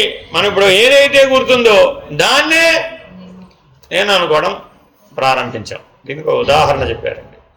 తల్లి ఏం చేస్తుందంటే పిల్లవాడికి ఒక బొమ్మ పట్టుకోవడం అలవాటు చేస్తుందండి. ఆడుకోవడానికి ఏం చేస్తుంది? ఒక బొమ్మ ఇస్తుంది. పిల్లాడు ఆ బొమ్మతో ఆడుకోవడం కరెక్టేనా కాదా? కరెక్టేగా. కానీ ఆ పిల్లవాడు అన్నం తిన్నా బొమ్మ పక్కన ఉండాల్సిందే, ఆడుకున్నా ఉండాల్సిందే, ఆఖరికి నిద్రపోయినా కూడా. ఇప్పుడు అమ్మ కావాలా బొమ్మ కావాలా నీకు? అమ్మ కావాలా బొమ్మ కావాలా? కాదు, బొమ్మ తీసేడుచాడు. వాళ్ళ అమ్మే వాడు నిద్రపోతున్నాడు కదా అని పక్కన బొమ్మ తీసేస్తుంది. పక్కన మేలుకుంటాడండి, ఏడుస్తాడు, పెద్ద పెట్టి ఏడుస్తాడు వాడు. ఒరే బాబు ఆ బొమ్మ అక్కడ ఉంచరాదు ఆయన. ఇప్పుడు బొమ్మ లేకపోతే వాడు నిద్రపడదు, బొమ్మ లేకపోతే తినలేడు, ఆ బొమ్మ లేకపోతే ఆడుకోలేడు.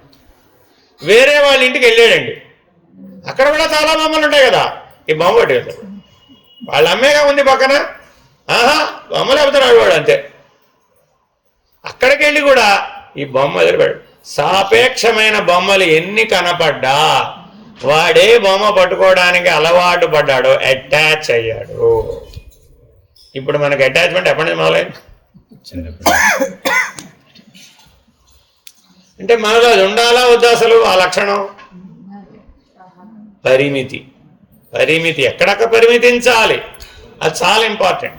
కూర్చోడానికి కుర్చీ కావాలి కదా అని కుర్చీ ఎప్పుడు మోసుకెళ్ళాట. ఏమన్నారు అప్పుడు? కూర్చోడానికి కుర్చీ కావాలి కానీ నీతో పాటు 24 గంటలు మోసుకెళ్ళడం ఎందుకు, అవసరం లేదు అన్నారా లేదా? ఈ బొమ్మని అవసరం లేదని వాడు ఎప్పుడు అనుకోగలిగాడు? ఎప్పుడో 1 సంవత్సరంన్నర 2 ఏళ్ళప్పుడు వస్తుందండి అలవాటు. 2 ఏళ్ళప్పుడు వచ్చినప్పుడు అది ఎప్పటిదాకా ఉంటుంది?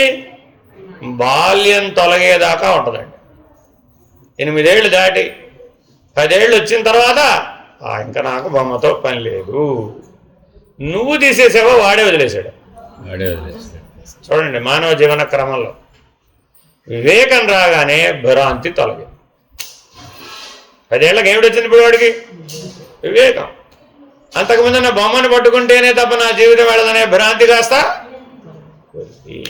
అలాగే నీలో ఉన్నటువంటి దివ్యమైన నేను ఆత్మస్వరూపం. ఆ దివ్యమైన నేను ఆత్మస్వరూపాన్ని కనుక నువ్వు గుర్తిస్తే, అలాగే కనుక ఉంటే, ఆ లక్షణాలతో కనుక జీవిస్తే ఈ బొమ్మ నేను అక్కర్లా. ఈ నేనేమిటండి? బొమ్మ నేను, పిల్లాడు పట్టుకున్న బొమ్మ లాంటిది. దీన్ని ఇది నా జీవితం పాటు నేను ఇదే ప్రధానం అండి అన్నారు అనుకోండి. అప్పుడు నీ వయసు ఎక్కడ లెక్కేయాలి? పిల్లవాడు. ఎప్పుడైనా మెలకువలో కానీ, కళలో కానీ, నిద్రలో కానీ, నీ జీవితంలో ఏ సందర్భంలో అయినా సరే నాకు శరీరమే ప్రధానం, శరీరమే నేను అంటే నీ వయసుని 3-4 ఏళ్ల వయసు దగ్గర వేసేయచ్చు. ఎవరి వయసు అది? నీ వివేకం వయసు. మనలో వివేకానికి కూడా వయసు ఉంది. కొంతమంది ఎక్స్ట్రాడినరీ ఇంటెలిజెంట్ ఉంటారండి, అవుట్ స్టాండింగ్ అంటాం వాళ్ళకి ఎప్పుడు వచ్చేస్తుంది తెలియజాట్లు, చిన్నప్పుడే వచ్చేస్తాయండి. వాడికి భ్రాంతులు ఉండవు, పెద్ద చిక్కు అది. వాడిని మేనేజ్ చేయడం కూడా కష్టమే. చెప్పిన మాట విని సులభంగా మేనేజ్ అయితే తల్లికి బాగుంటుంది అంటారా? అవుట్ స్టాండింగ్ ఇంటెలిజెన్స్ ఉంటే బాగుంటుంది అంటారా? చెప్పినట్టు వింటే. ఎలాంటి పిల్లలు కావాలి మీకు? సూపర్ ఇంటెలిజెంట్ పిల్లలు కావాలా వద్దా? మందుడు తెలివి లేని పిల్లలు కావాలనుకుంటున్నారా మీరు? ఎవరట్లా కోరటల్లా. My boy should be very highly intelligent అనుకున్నారా లేదా? కానీ నా మాట మీరే మరి మీరు వాడిని మాయలో పడేస్తారంటే వాడు పాడే. అక్కడ ఇష్యూ ఏంటి? మీకేం హై ఇంటెలిజెంట్ శిష్యులు కావాలి, హై ఇంటెలిజెంట్ పిల్లలు కావాలి, అందరూ హై ఇంటెలిజెంట్ ఉండవు. మీరేం చేయాలి? వాళ్ళని బుట్టలో వేయాలి. అలా కుదురుతుంది? కుదరదు కదా. ఇదే విషయం శంకర విజయంలో మీకు శంకరలో యొక్క జీవితంలో కనుగొంది. వాళ్ళ అమ్మాయి సన్యాసం పుచ్చుకుంటున్నారు. Very high intelligent, super intelligent, outstanding. బాబావారు కూడా నా భక్తులు నన్ను పిలుస్తాను, నేను పోతున్నాను బా అన్నారు. అంతే. ఎంత పిల్లవాడు? చిన్న పిల్లవాడు కదా. ఇంత చిన్న పిల్లవాడికి భక్తులు ఏమిటి, పిలవడం ఏమిటి, ఈయన ఇంట్లో వదిలి వెళ్ళిపోవడం ఏమిటి? చూసా షిరిడి సాయి, పత్తి సాయి సీరియల్ చూసిన, సత్యం శివసుందరం చదివితే మహానుభావులు అందరి జీవితాలలో ఇదే ఘట్టం కనబడుతుంది. అవుట్ స్టాండింగ్, సూపర్ ఇంటెలిజెంట్ కాదు. వాళ్ళతో కంపేర్ చేయడానికి చాలా కష్టం. ఎవరన్నా ఈజీ గోల్డ్ పెట్టాలంటే. ఎందుకని? వాళ్ళకి ఆ వివేకం చిన్నప్పుడే వచ్చేస్తుంది, 8 ఏళ్ళకే వచ్చేస్తుంది. ఇప్పుడు 8 ఏళ్ళకే వివేకం వచ్చేసిన వాడిని నీకు బొమ్మ ఇస్తా, చాక్లెట్ ఇస్తా, బిస్కెట్ ఇస్తా, నా మాట వినంటే వింటాడంటావు. ఏమంటాడు? నేను చెప్పినట్టు నువ్వు వినాల్సిందే, ఈ మాయలు మన దగ్గర పనిచేయమంటాడు. ఎందుకని? వాడిలో ఆ వివేకం ఆల్రెడీ వ్యక్తమైపోయింది. మనలో కూడా ఉందండి, కానీ అవ్యక్తంగా. బయటికి తీసుకురాకపోతే, మధించకపోతే నువ్వు దాన్ని అందుకోలేవు. పాలల్లో వెన్న ఎలా ఉందో అలాగా మనలో వివేకం ఉంది. పాలలో వెన్న తీయాలంటే మధించాల్సిందే, తోడు పెట్టాల్సిందే, పెరుగు అవ్వాల్సిందే, మజ్జిగ అవ్వాల్సిందే, కవ్వం పెట్టి మధించాల్సిందే, వెన్న తీయాల్సిందే, వెన్నని అగ్ని సంస్కారం చేయవలసిందే, ఘృతం రావాల్సిందే. కాబట్టి వివేకం అంటే అర్థం ఏమిటండి? ఘృతం, నెయ్యితో సమానం. అది నీకు ఎప్పుడొస్తే ఆ మిగిలిన జీవితం అంతా ఆ వివేకం ఉపయోగపడుతుంది. చూసుకోండి, మీరు కావాల్సి వస్తే ఆ మెచ్యూరిటీ మీకు ఎప్పుడు వస్తే ఆ శేష జీవితం అంతా ఆ మెచ్యూరిటీ ఉపయోగపడుతుంది. 8 ఏళ్ళకే మీకు వివేకం వచ్చింది. అప్పుడు 80 ఏళ్ళు, 90 ఏళ్ళు, 100 ఏళ్ళు ఉండొచ్చు, 120 ఏళ్ళు కూడా ఉండొచ్చు. అప్పుడు ఆ జీవితం అంతా ఉపయోగపడింది. నాకు 90లో వివేకం వచ్చింది అనుకోండి, అప్పుడు నష్టం లేదు. ఎప్పుడొచ్చినా నష్టం లేదు. దీంతో ఈ ఆత్మానాత్మ వివేకం ఎప్పుడొచ్చినా నష్టం లేదు. ఎందుకని? ఆ బ్యాలెన్స్ లైఫ్కి అది ఉపయోగపడదు. అది ఉపయోగమే, వివేకమే. ఈ ఆత్మ అనాత్మ వివేకం వల్ల ఏమిటయ్యా ప్రయోజనం? మొదటి శ్లోకంలోనే చెప్పేశాడు. నువ్వు ఏది కాదో అది నిర్ధారణగా చెప్తుంది. ఏం చెప్తుందండి? నువ్వేదై ఉన్నావో అది కూడా నిర్ధారణగా చెప్తుంది. ఈ వివేకం యొక్క ప్రయోజనం ఏంటండి? నీ స్వరూపమేదో అది నిర్ధారణగా చెప్తుంది. నీది స్వరూపం కాదో అది కూడా నిర్ధారణగా చెప్తుంది.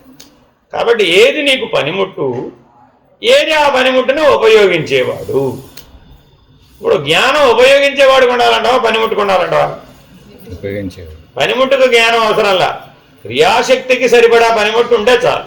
అంతేనా కదా? వంట చేయాలంటే గరిటెకి జ్ఞానం ఉండాలండి. గరిటెకి జ్ఞానం ఎందుకండి? చేసేవాడు ఉంటే, గరిటె తిప్పేవాడు ఉంటే చాలు కదా. సో ఈ శరీరం ఏమిటి? గరిట. జీవితం ఏమిటి? అన్నం అనడం. తిప్పేవాడెవడు? నువ్వే. ముందు అక్కడ దాకా తర్వాత ఈశ్వరుడు అవునావో అది తెలిసిపోతుంది.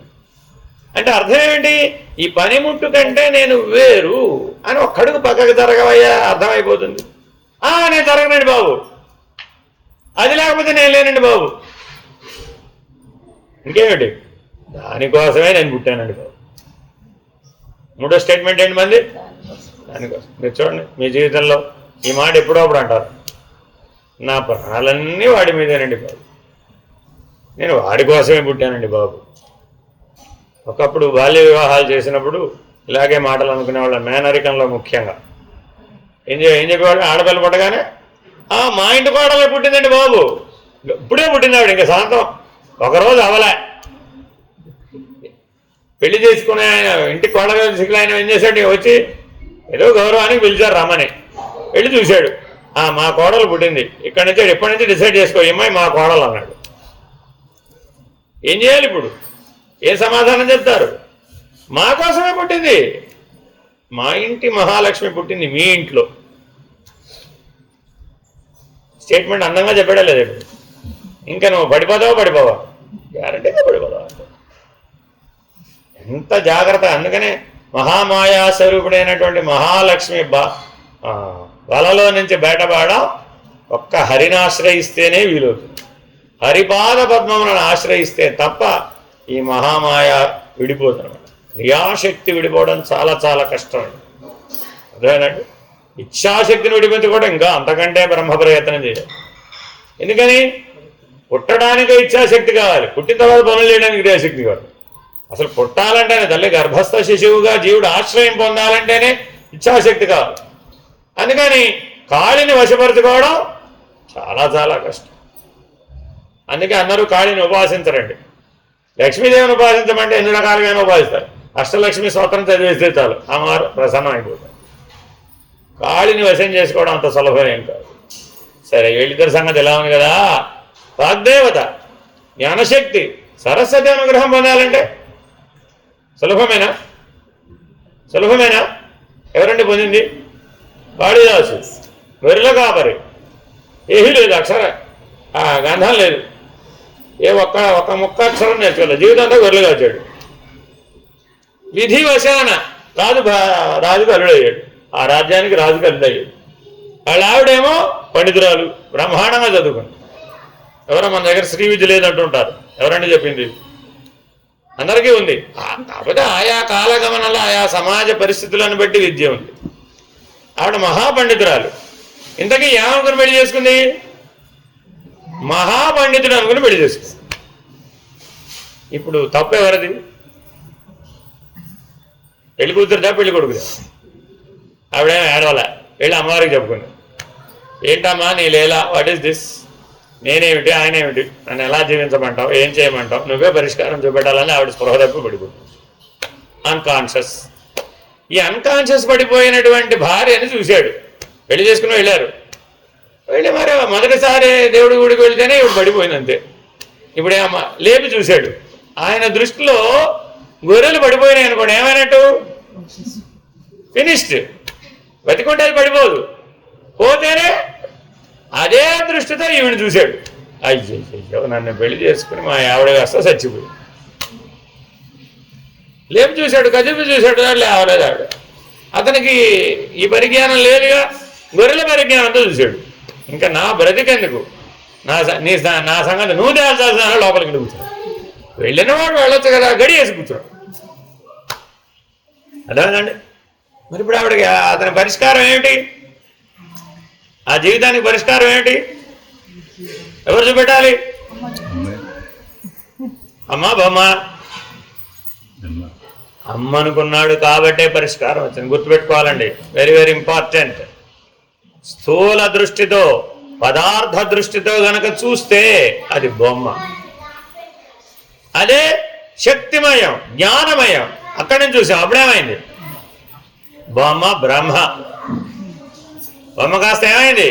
అమ్మ కాదురా బాబు, బ్రహ్మ. శక్తిగా చూస్తే అమ్మ, జ్ఞానంతో చూస్తే బ్రహ్మ. మూడు ఒక చోట ఉన్నాయి, వేరు వేరు చోట ఉన్నాయి. మీరు ఇప్పుడు బొమ్మ, అమ్మ, బ్రహ్మ. నిర్ణయాన్ని బట్టి, స్థితిని బట్టి. అంతేనా కాదా? మీరు బ్రహ్మ కాదా? లేకపోతే మరో జీవికి ఎలా ప్రాణం పోసారు, ఎలా పెంచారు, ఎలా పోషించారు, వాడిని ఎలా దారిలో పెట్టి జ్ఞానం వచ్చేట్టు చేశారు? కాబట్టి బ్రహ్మ విష్ణు మహేశ్వరు లేరా మీ ముగ్గురు? మీలో ఇచ్ఛాశక్తి, క్రియాశక్తి, జ్ఞానశక్తి లేదా మీలో? కాకపోతే మనం అలా గుర్తించడం లేదు, ఆ స్థితి లేదు, ఆ నిర్ణయం లేదు. నీ జీవితంలో ఆ పనులైతే చేశావు, కానీ పనికి ఆధారమైనటువంటి శక్తిని కానీ కారణమైనటువంటి జ్ఞానాన్ని కానీ గుర్తించలేదు. కాబట్టి గుర్తింపజేసేట్టుగా నీకు తెలియజెప్పడమే వివేకం. ఈ వెళ్ళిన కాళిదాసు ఏం చేశాడు? ఎక్కడో ఆ రాత్రి అయిపోయిందండి. రాత్రి అయిపోతే మరి ఆ చుట్టుపక్కల, అదే ఊరు చివర గుడి, ఆ చుట్టుపక్కల పందులు తిరుగుతున్నాడు. ఆ పందులు గట్టిగా అరిచినాయట. పంది అరుపులో ఒక శబ్దాన్ని విన్నట్ట. ఏమిటది? ఐం ఐం ఐం ఐం. అది వాస్తవానికి ఆ అరుపుని అనుకరించాడు ఈయన. అతనికి అది ఐం అని తెలియదు. అరుపును అనుకరించగా మరా మరా మరా మరా మరా అంటే రామ రామ రామ రామ ఎలా అయిపోయిందో, అలాగే ఆ అరుపును అనుకరించగా అనుకరించగా అది ఐం ఐం ఐం ఐం ఐం అయిపోయింది. అంతే. నిద్రాహారములు మాని అదే పట్టుకున్నాడు అంతే. ఆవిడ రాలేదు. ఆవిడైతే సామాన్యురాల. ఇలా పిలిస్తే అలా పలికేటైతే ఆవిడ అంత సులభ ప్రసన్న అయితే ఎలా అవుతుంది? కానీ మానవుడు మాత్రం అనుకుంటాడు, మా అమ్మ దయాస్వరూపుడు, పిలిస్తే పలుకుతుంది. అబ్బా, కరెక్టేనా? కొండొకతో కరెక్ట్, ఎప్పుడూ కాదు. ఎప్పుడూ కాదు సుమి, గుర్తుపెట్టుకోవాలండి. ఎప్పుడు పిలిస్తే అప్పుడు వాళ్ళకి నువ్వు కూడా పలకవు. మీ అబ్బాయి పిలిచినప్పుడు వల్ల పలికేవాడు పలకవు. సందర్భం వచ్చినప్పుడు పలికావు, అవసరం వచ్చినప్పుడు పలికావు, ప్రాణానికి సమస్య వచ్చినప్పుడు పలికావు. అమ్మా అని గట్టిగా పిలిచాడు. ఆ పిలుపులో నీకు అర్థమైపోయింది, చేసే పని అక్కడ బారేసి పరిగెట్టావు. అదే సంతోషంతో పిలిచాడు, అప్పుడేం చేసావు? వాడే వస్తాడులే, నువ్వు ఏం పరిగెట్టలే. కాబట్టి మరి అందులో మన ఆర్తిని, ఆర్ద్రతను గుర్తుపడతావా లేదా? నీకే అని తెలియదు ఆడుకుంటాం ఏమిటి? ఏం చేశాడు? తల బాదుకోవడం మొదలెట్టాడు, ప్రాణం త్యాగం చేయడానికి మొదలుపెట్టాడు. ఇప్పుడేం చేయాలి? వచ్చేసింది. ఏమడిగాడు ఇంతకీ కోరిక? చూడండి, ఎంత కష్టపడ్డాడు కదా. ఏమడిగి ఉండాలి? మనంత తెలివితేటలు ఉన్నవాడైతే, మనంత తెలివితేటలు ఉన్నవాడైతే ఏమడిగి ఉండాలి? మనమైతే ఏమడిగి ఉండేవాళ్ళం? మన తెలివితేటలు మోక్షం అడిగేస్తాం మనం. కానీ అతనికి అంత తెలివితేటలు లేవు కదా. అందుకని ఏమడిగాడు? ఉన్న తెలివి పోవాలి, కొత్త తెలివి రావాలి. బా, ఎంత గొప్ప సూత్రం! ఆ ఘట్టం మొత్తం మీద నన్ను ఆకర్షించినటువంటి గొప్ప వాక్యం ఇదేనండి. వివేకం అంటే ఏమిటి? ఉన్న తెలివి పోతుంది, కొత్త తెలివి వస్తుంది. అదే వివేకం. ఆత్మానాత్మ వివేకం అంటే ఏమిటి? ఉన్న తెలివి పోతుంది, కొత్త తెలివి వస్తుంది. దీనికి ఒక నానుడు ఉందండి, కాకపోతే విపరీతంగా వ్యతిరేక ధోరణిలో వాడాం. చదవేస్తే ఉన్న మతి పోయింది. Correct, exactly. విద్యావంతుడవైతే అవిద్యతో కూడినటువంటి భ్రమలు, భ్రాంతులతో కూడిన మతి పోయింది. పోవాలి కదా. అది ఎంతకాలం అంటే పెట్టుకుంటావు? మతిపోవడం అంటే పిచ్చివాడు అయ్యాడని కాదు అర్థం. అంతకుముందు ఉన్నటువంటి అనాత్మతో, అవిద్యతో, అజ్ఞానంతో, అహంకారంతో ఉన్నటువంటి ఏ భ్రాంతులున్నాయో, ఏ భ్రమలున్నాయో అవన్నీ తొలగిపోయినాయి. ఎప్పుడు? చదవేస్తే. అర్థమేనండి? అంటే అర్థం ఏంటి? విద్యావంతుడు అయితే, వివేకవంతుడు అయితే ఎందుకు అసలు మనకి భ్రమలు కలుగుతున్నాయండి? కలగకుండా ఉండొచ్చుగా. త్రాటిని చూసి పాము అనుకున్నామంట, ఏదో ఉపమానాలు చెప్పారు ఇక్కడ. ఏంటది? ముత్యపు చెప్పను చూసి వెండిగా అనుకున్నాం, అలాగే దేహాన్ని చూసి ఆత్మ అనుకున్నాం. స్ట్రైట్గా చెప్పేశాడు ఆన్సర్. 2 ఉపమానాలు చెప్పాడు. తాటిని చూసి పాము అనుకోవడం, ముత్యపు చెప్పలో వెండిని చూడడం ఏమంటారంటే వాటి దృగ్భ్రమ. ఏ భ్రమ అండి అది? దృగ్భ్రమ. ఒక్క భ్రమ తీసుకున్నాడు, కంటితో చూడటం. మనకు అసలే చాలా ఇంద్రియాలు ఉన్నాయి కదా, 5 కర్మేంద్రియాలు, 5 జ్ఞానేంద్రియాలు, 5 విషయేంద్రియాలు, 5 ప్రాణేంద్రియాలు, అంతఃకరణ చతుష్టయం. వెరసెన్ని? 24. ఈ 24కి భ్రమలు ఉన్నాయండి. గుర్తుపెట్టుకోండి, 24 ఇంద్రియాలే. 24 ఇంద్రియాలకి ఆయా ఇంద్రియాలకు సంబంధించిన భ్రమ ఉంటుంది. ఏమిటి ఆ భ్రమ? ఏమిటి ఆ భ్రమ? ఉన్నది లేనట్లు, లేనిది ఉన్నట్లు పోతడమే భ్రమ అంటే. అర్థమేనండి? చూసింది ఏమిటి? తాడుని. అనుకున్నది ఏమిటి? పాముని. అర్థమేనండి? చూసింది ఎవరిని? జగన్మాతను. అయ్యింది ఎవరు? రావణాసుడు వెళ్ళాడు, శివదర్శనం చేశాడు. ఏమడగాలి? ఆత్మలింగం అడగాలి. ఏమడిగాడు? అమ్మవారిని అడిగాడు.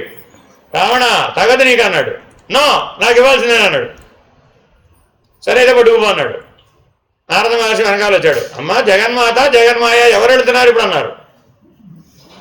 రావణుడితో ఎవరు వెళ్తున్నారు? భూకైలాసం అండి. వాస్తవానికి అది కథ, కల్పితం. కానీ అందులో గొప్ప రహస్యం ఉందండి. జగన్మాత జగన్మాయ ఇంతకావిడే అదేమిటి? జగన్మాత కాదేమిటి? జగన్మాయ కాకపోతే జగన్మాత ఎలా అయింది అసలు? అనంతకోటి బ్రహ్మాండాలను తన బ్రహ్మాండ భాండోదరి అవ్వాలంటే ఆవిడేమవ్వాలి? అయ్యే అయి ఉండాలి. జగన్మాత కాకపోతే ఈ అనంత విశ్వాన్ని తనలో ఎలా ధరిస్తుంది? విశ్వధారిణి ఆవిడ పేరది. విశ్వగ్రాస విద్రుమాభా చదివేశాం ఈమల నుంచి అమల్లాగా సహస్రనామం. జగన్మాత జగన్మాయ ఎవరికి చదివారు ఇప్పుడు మీరు? ఎంతకి అదేమిటి? 2 ఒకటోటే ఉన్నాయి. అర్థమైందంటే జగన్మాత జగన్మాయ ఒక కార్యక్రమం అప్పుడు ఆవిడ జగన్మాయగా ఉంది, ఒక కార్యక్రమం అప్పుడు జగన్మాతగా. సృష్టి స్థితి ప్రళయ సంహారకారిణి. అదేమిటండి? అన్ని పనులు ఆవిడవేనా? 1 3 మళ్ళా 3గా కనపడుతున్న ఒకటి. మర్చిపోకూడదండి ఇది. అర్థమైందండి?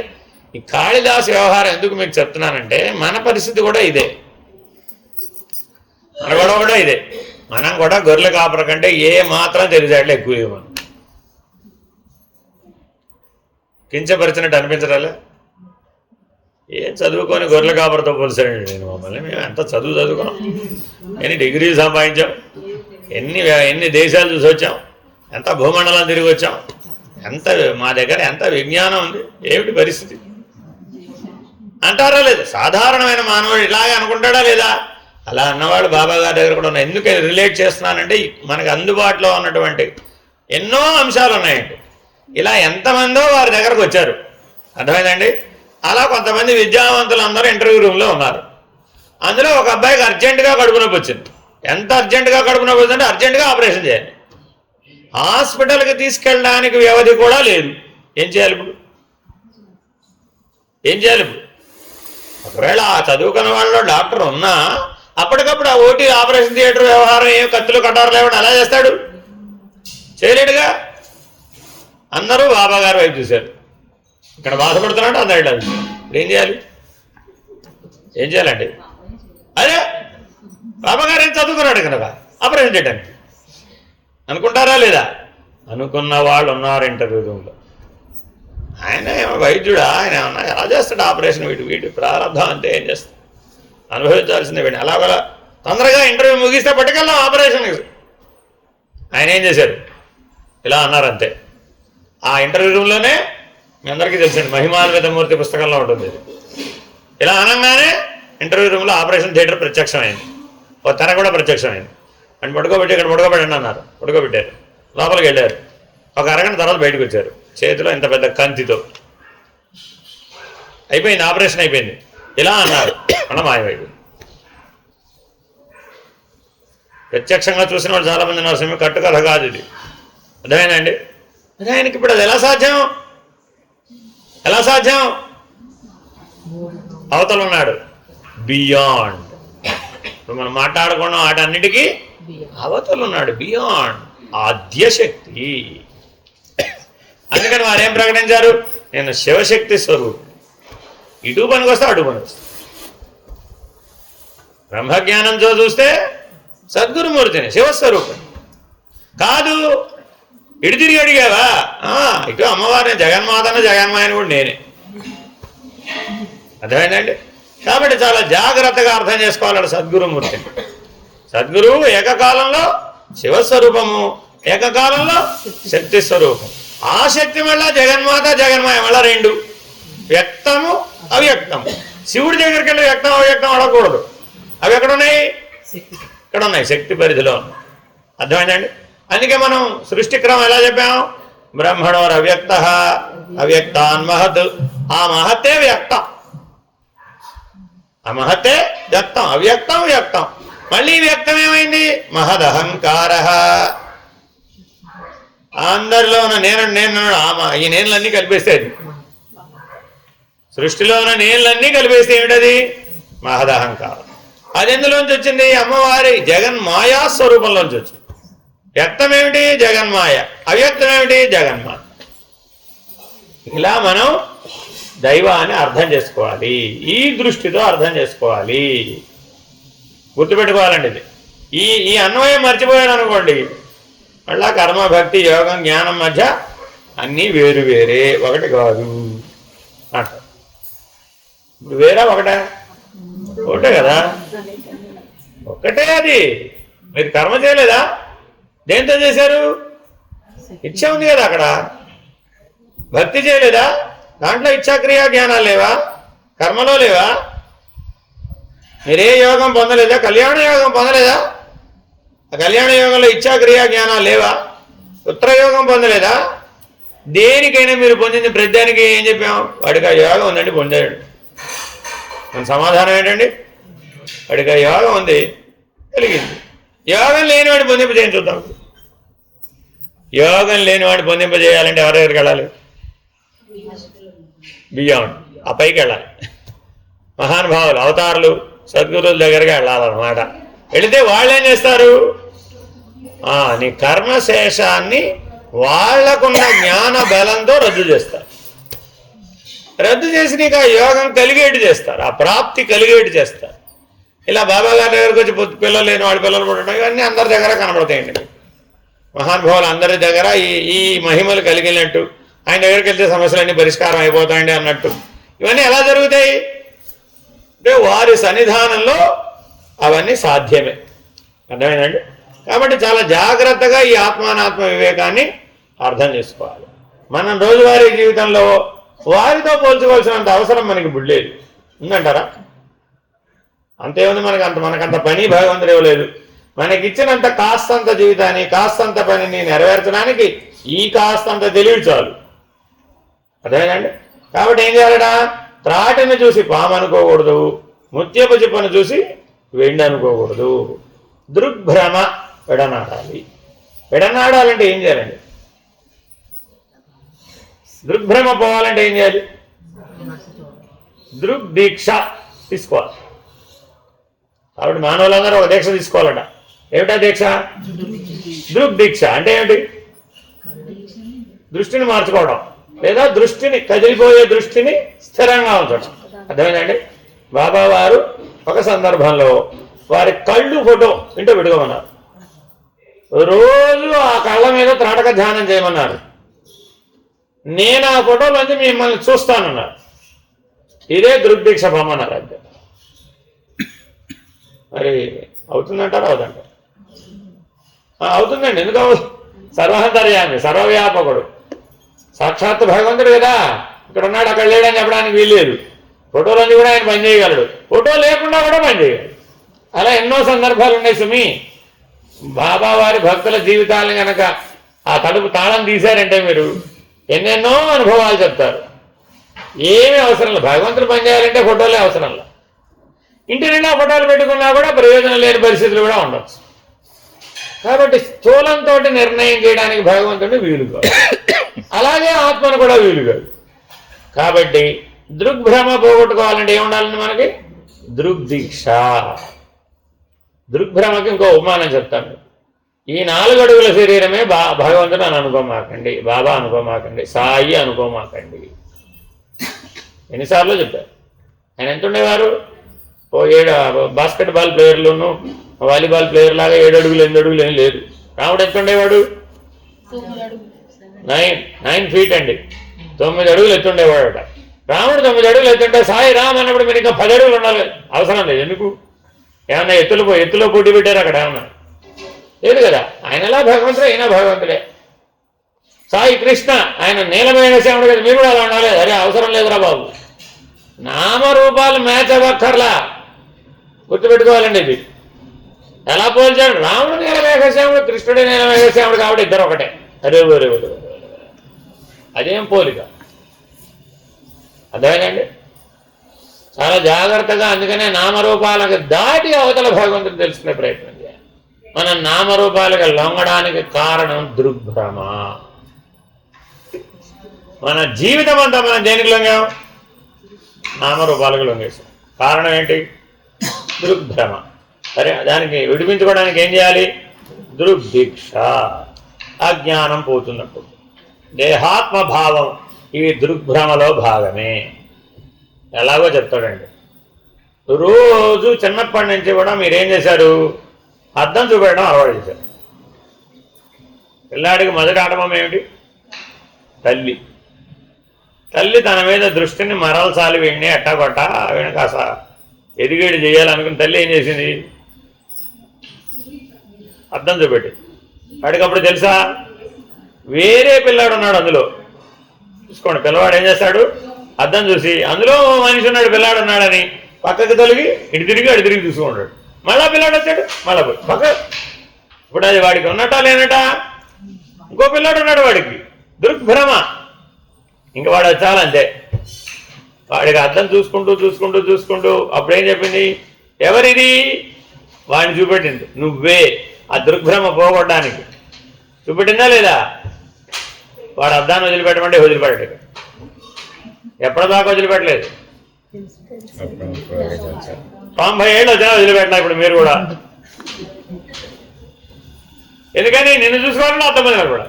రామానారాయణ. దృగ్భ్రమ. నువ్వెలా ఉన్నావో చెప్పాలంటే అర్థం ఎందుకమ్మా? ఇంకా అద్దాన్నే వాడుతున్నావు అంటే అర్థం ఏంటి? శైశవావస్థ అక్కడ ఉంది, మెచ్యూరిటీ, వివేకం లెవెల్. దృగ్భ్రమ. దేహాత్మభావంతోనే నేను జీవించానండి జీవితం అంతా. నీ వయసు నా దృష్టిలో 1 సంవత్సరం కంటే తక్కువ. ఎందుకని? అప్పటి నుంచి చెప్తున్నాం, అద్దం ఎదురుకుండా పెట్టిన ఆయన అది కాదురా బాబు. తల్లి చేసిన మొదటి ఉపదేశం ఏమిటండి? అద్దంలో ఉన్న ప్రతిబింబం నువ్వు కాదురా నాయన. బింబ ప్రతిబింబ న్యాయం చెప్పింది అక్కడ. పేరు పెట్టక్కర్లా, సిద్ధాంతాలు చదవక్కర్లా, తల్లికి స్పష్టంగా తెలుసు. ఏం చేసింది? అద్దం ఎదురుకుండా పెట్టి వాణ్ణి 2 సార్లు చెప్పింది, 10 సార్లు చెప్పింది. అడిగి ఏమర్థం అయిపోయింది? ఓ ఇక్కడ రెండో వాడు లేడు, నేనే, అది నేనే. అంతేనా కాదా? అది నేనే అంటాం అహం బ్రహ్మాస్మి కాదా? ఇక్కడ వల్ల అక్కడ పెట్టాం అంతే, లక్ష్యం పట్టుకెళ్ళి. అద్దంలో కనబడుతున్న స్థానాన్ని మార్చేసాం వివేకం దగ్గరకు వచ్చేప్పుడు. ఏమన్నా? జీవో బ్రహ్మైవ నాపరహ. వాడు బేమో, నువ్వు ప్రతిబేమో. దీన్ని పట్టుకుని నేనంటావే, అది కదా నువ్వు. ఇదే నువ్వు అనుకోవడానికి కారణం ఏమిటి? దృగ్భ్రమ. బింబ ప్రతిబింబ న్యాయం అనే వివేకం లేకపోవడం వలన. తాడు పాము ఏమిటి? దృగ్భ్రమ. అకార భ్రాంతి. అదేదో మెలికల్లో ఉన్నాడు, ఇది కూడా మెలికల్లో ఉన్నాడు. మెలికే మ్యాచ్ చేశాడు. ఎలాగా? రాముడు నీలమేఘశ్యాముడు, కృష్ణుడు నీలమేఘశ్యాముడు, కాబట్టి మ్యాచ్ అయింది. మన గొడవ అంతా మ్యాచింగ్ సెంటర్లోనే జీవితం. ఇదేనా కదా? సగం జీవితం ఆడపిల్లల జీవితం మ్యాచింగ్ సెంటర్లోనే గోవింద. ఎందుకు? వై? దృగ్భ్రమ. ఎన్ని అంశాలు చెప్తానండి ఇట్లాగా. మీ జీవితం మొత్తం మీద ఏ అంశమైనా తీసుకోండి, ప్రతి చోట దృగ్భ్రమ. ఆ పూలే బాగున్నాయి, ఆ చీరలే బాగున్నాయి, ఈ వస్తువులే బాగున్నాయి. దృగ్భ్రమ. అదేనండి, ఎన్నెన్నో. మీరు పళ్ళు కొనడానికి వెళ్ళారండి, వాడు ఆ బుట్టలో అన్ని పళ్ళు మంచివే పెడతాడా, పాడైపోయినవి పెడతాడా? అన్నీ మంచివే. మీరేం చేశారు? ఇది అడ్డు పెట్టి ఆ ఇటు పెట్టి ఆ మూల తీసి ఈ మూల తీసి అన్నీ మంచివేనమ్మా. అప్పటికి వాడు పక్కన సలహా చెప్తాడు, మేలుకొలుపుతాడు. ఏం చేస్తావు? ఇవే బాగు. ఎందుకమ్మా? నాణ్యంగా కనబడుతున్నాయి. నాణ్యంగా కనబడలేదు. కరెక్టేనా? దృగ్భ్రమ. డిస్నీ వరల్డ్ దృగ్భ్రమ, హాలీవుడ్ దృగ్భ్రమ, సినిమాలు దృగ్భ్రమ. వాడేది మన చేతిలో మాయాలాంతరం, జీవితం తినేస్తుంది అంతే. దృగ్భ్రమ. మీరు ఎక్కడికైనా ఎన్నైనా చూడండి, అంత దృగ్భ్రమ. సకల ప్రపంచం దృగ్భ్రమ. ఎందుకనండి? ప్రపంచం దృశ్యం, నువ్వు ద్రష్ట ఇప్పుడయ్యావు. దృగ్భ్రమ లేకపోతే, దృగ్భ్రమ అంటే దాని పడిపోవడమే. అంతేనా కాదా? ప్రేమ కథలు ఎప్పటి నుంచి మొదలైనవి సినిమాల్లో? ఎప్పుడో మొదలైనవి, 60లోనో ఎప్పుడో. బాగా ప్రాచుర్యంలోకి వచ్చినాయా లేదా? 50 ఏళ్ళ నుంచి ఏ సినిమా చూడండి, అది లేనిది లేదు, ఆ కంటెంట్ లేనిది లేదు. అంతేనా కాదా? దేని మీద? శాశ్వతమా అశాశ్వతమా? అశాశ్వతం అనే గుర్తింపు లేకుండా ఎందుకు చేసింది అది? దృగ్భ్రమ. వాళ్ళు ఎన్ని కుటుంబాలన్నా పెద్ద ప్రమాదానికి తెచ్చిపెట్టింది అది. 1 కాదు 2 కాదు.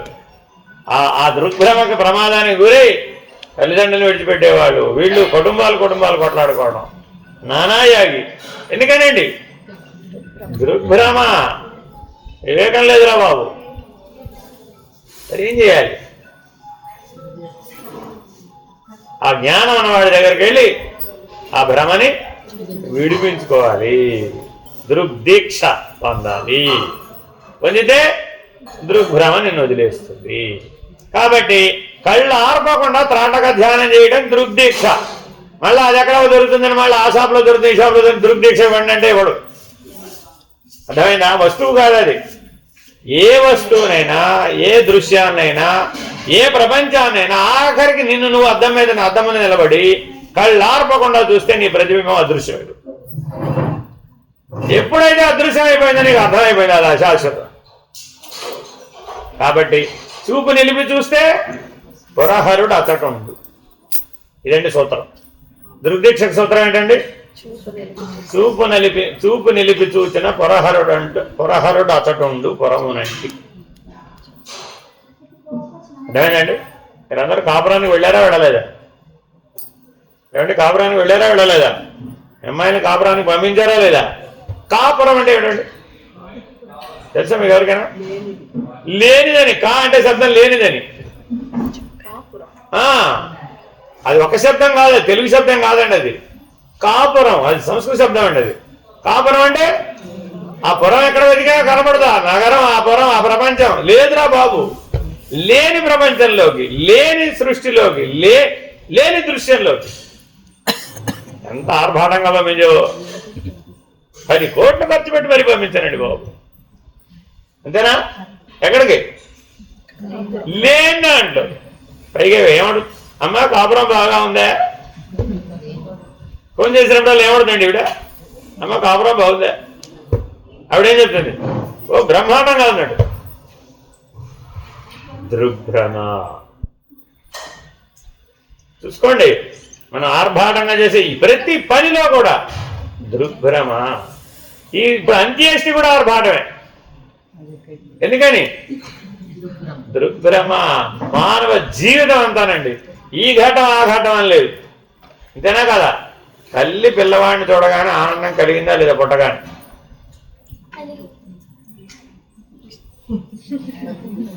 ఎందువల్ల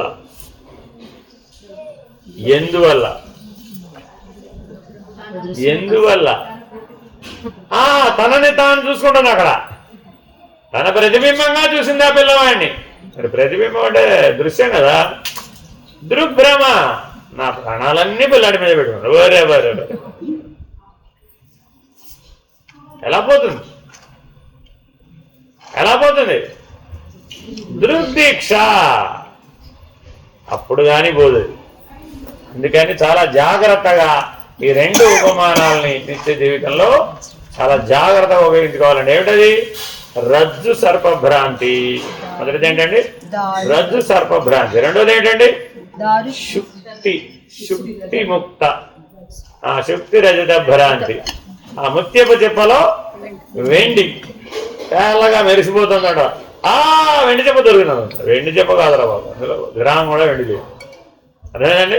కాబట్టి పదార్థమయ ప్రపంచంలోనూ భ్రాంతి చెందకూడదు, భావనామయ ప్రపంచంలోనూ కూడా భ్రాంతి చెందకూడదు. అజ్ఞాన రూపాన్ని మనం నివర్తిస్తే కారణ ప్రపంచం కూడా దోషం లేకుండా పోతుంది. కాబట్టి ఆత్మానాత్మ వివేకం వలన మనం మూడు ప్రపంచాల్లోంచి బయటపడతాం. ఏమిటా మూడు ప్రపంచాలు? పదార్థమయ ప్రపంచము, భావనామయ ప్రపంచము, అజ్ఞానయుతమైన ప్రపంచం. అజ్ఞానయుతమైన ప్రపంచం బయట ఉండదండి, లోపల ఉంటుంది. అర్థమైందండి? చాలా జాగ్రత్తగా గుర్తుపెట్టుకోవాలండి. జగన్మాతను తెచ్చుకున్నాడు. ఏమైనాడు? వెనక్కి తిరిగి చూస్తే జగన్మాయ. ఏమిటి? రాక్షసిని తెచ్చుకున్నాను అన్నాడు. ఒరే రాక్షసి కాదురా బాబు, అప్పుడు జగన్మాత. మళ్ళీ వెళ్ళాడు కైలాసానికి. ఎంత గొప్పగా తీశారా! అది కల్పితమైనా కూడా ఆహా, మానవ జీవితాన్ని ఏం ప్రతిబింబించాడు రా బాబు అనుకో. ఆ రావణాసుడు మన ప్రతిబింబం అని చూసి పెట్టాడు అనమాట. శివుడి దగ్గర కొట్టడానికి వెళ్తాడు. నేను జగన్మాతని అడిగితే నువ్వు జగన్మాయని ఇచ్చావు, రాక్షసిని ఇచ్చావంటాడు. ఆయనకి ఎలా కనబడింది?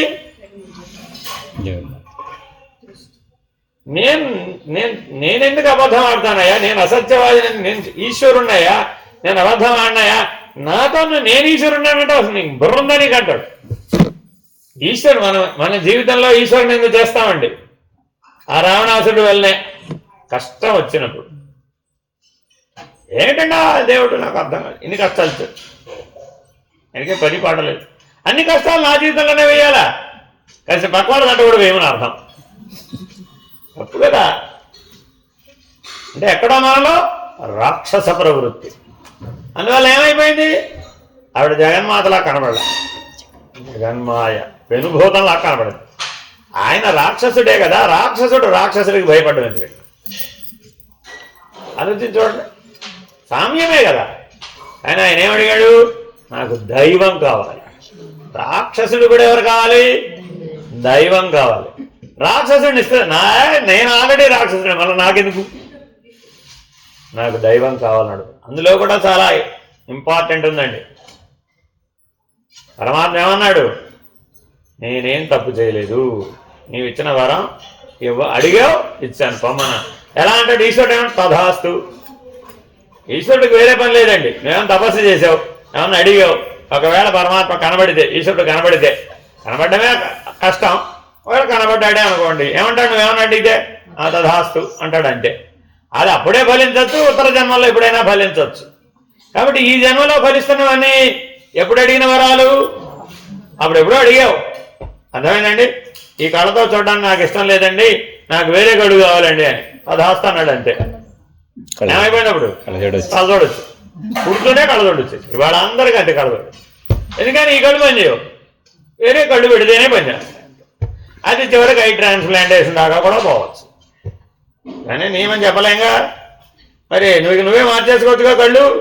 మన దానికో దేవుడు రావాలి, వైద్య నారాయణ హరి, ఆయన వచ్చి ట్రాన్స్ప్లాంట్ చేయాల్సిందే. ఇప్పుడు మరి మానవ జీవితంలో ఎప్పటికప్పుడు దైవంతో పని వస్తుందా, రావడం లేదా? కాబట్టి ఇవాళ మీరు అనుభవిస్తున్నవన్నీ ఇవాళ మీరు అడిగినవి కాదు. ఏ జన్మలోనో తపస్సులు చేశారు, అప్పుడేదో ఈశ్వరుడు మిమ్మల్ని కరుణించాడు, తత్ప్రభావం చేత ఆనాడు తథాస్తు అన్నాడు. ఆ తథాస్తు ఇప్పుడు ఫలితం వచ్చింది. కాబట్టి దోషం ఎవరి మీద వేయచ్చు? ఎవరి మీద వేయచ్చు?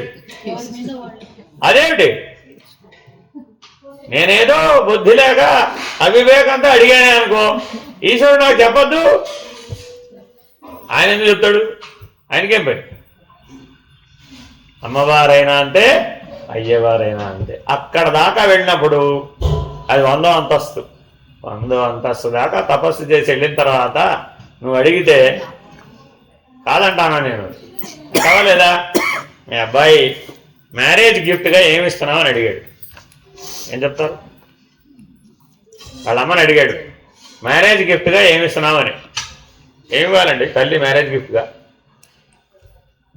తల్లి మ్యారేజ్ గిఫ్ట్గా ఏమి ఇవ్వాలి?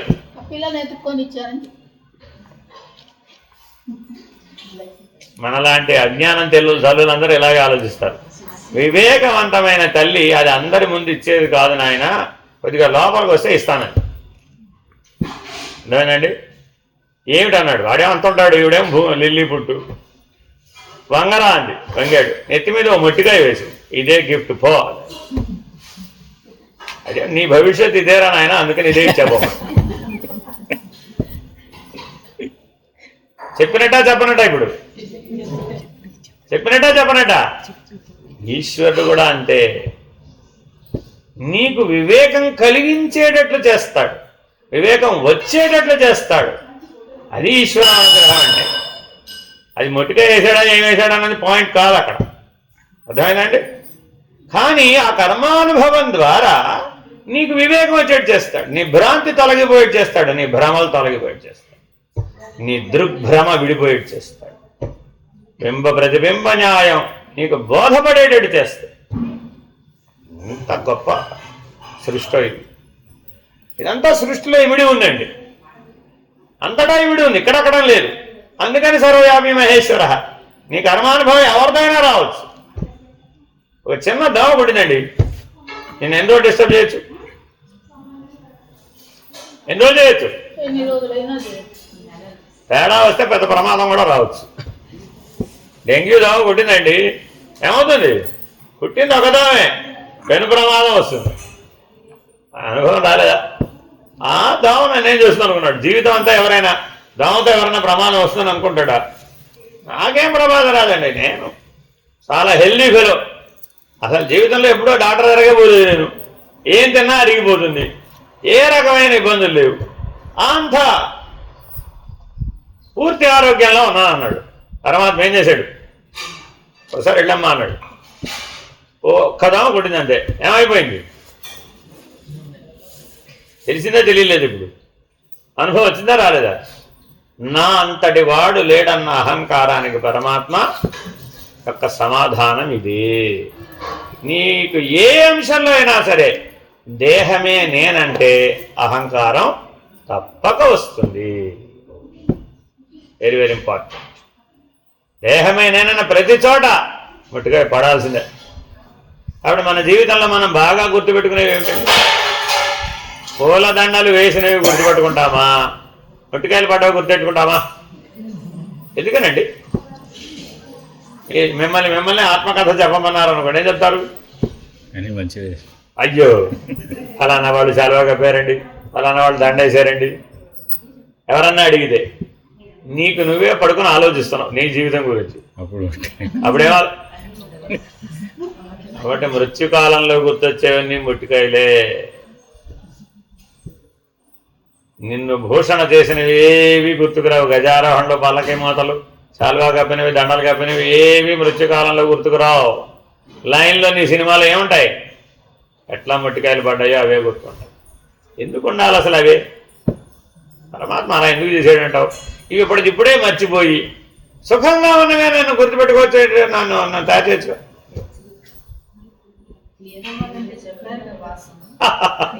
దృగ్భ్రమ అది విడిపించాలంటే అదొక్కటే మార్గం. కాబట్టి చాలా చాలా జాగ్రత్తగా ఈ ఆత్మానాత్మ వివేకాన్ని జీవేశ్వర ఐక్యం దాకా, జీవ బ్రహ్మైక్యం దాకా, సాక్షాత్తు బ్రహ్మస్వరూపుడు నీవే, అహం బ్రహ్మాస్మి, ఆయమాత్మ బ్రహ్మ, సర్వం ఖలుదం బ్రహ్మ, ఇలాంటి లక్షణ వాక్యాలకు సరిపోయేటువంటి ఉత్తమ జీవితాన్ని పొందేదాకా దీన్ని వాడాలట. అంత లాంగ్ టర్మ్ యూసేజ్ ఉంది. ఎంత లాంగ్ టర్మ్ అయ్యా? నువ్వు సాక్షాత్ బ్రహ్మస్వరూపుడు అని నిర్ణయం పొందేదాకా ఈ వివేకం ఉపయోగపడుతుంది. ఎప్పుడు సంపాదించాలి మరి ఈ వివేకాన్ని? ఎప్పుడు సంపాదించాలి? చివరికి ఎవరు ఆయన వస్తారు కదా యమధర్మరాజు గారు రోజు ఆయన అడుగుతారండి దేని గురించి ఆత్మానాత్మ వివేకం గురించి. అప్పుడు ఆయన బోధిస్తే నీకు అందుతుందంటావా? ఎందుకని అప్పుడు అన్నీ పడిపోయినాయి, ఇంద్రియాలన్నీ ఆయన వస్తే ఇంద్రియాలన్నీ పడిపోతాయి. మరి అప్పుడు ఎలా నేర్చుకుంటావు? ఒకవేళ ఆయన గురువు గారుగా నేర్పుతానన్నా 8 ఏళ్ల నచికేతుడి వల్ల అయింది, కానీ 80 ఏళ్ళు 880 ఏళ్ళ వాడి వల్ల ఎలా అవుతుంది? అవుతుంది కదా.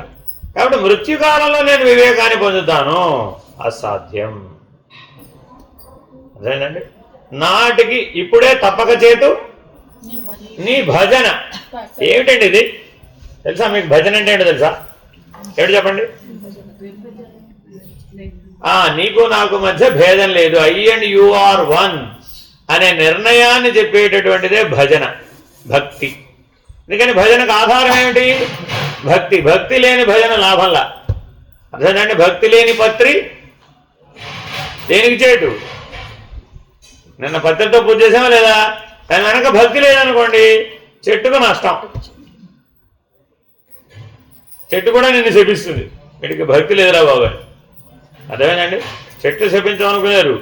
ఈ సృష్టిలో ప్రతిదానికి శపించగలిగే శక్తిమయం అండి. ఇందాక చెప్పా, సకల జగత్తు శక్తిమయం.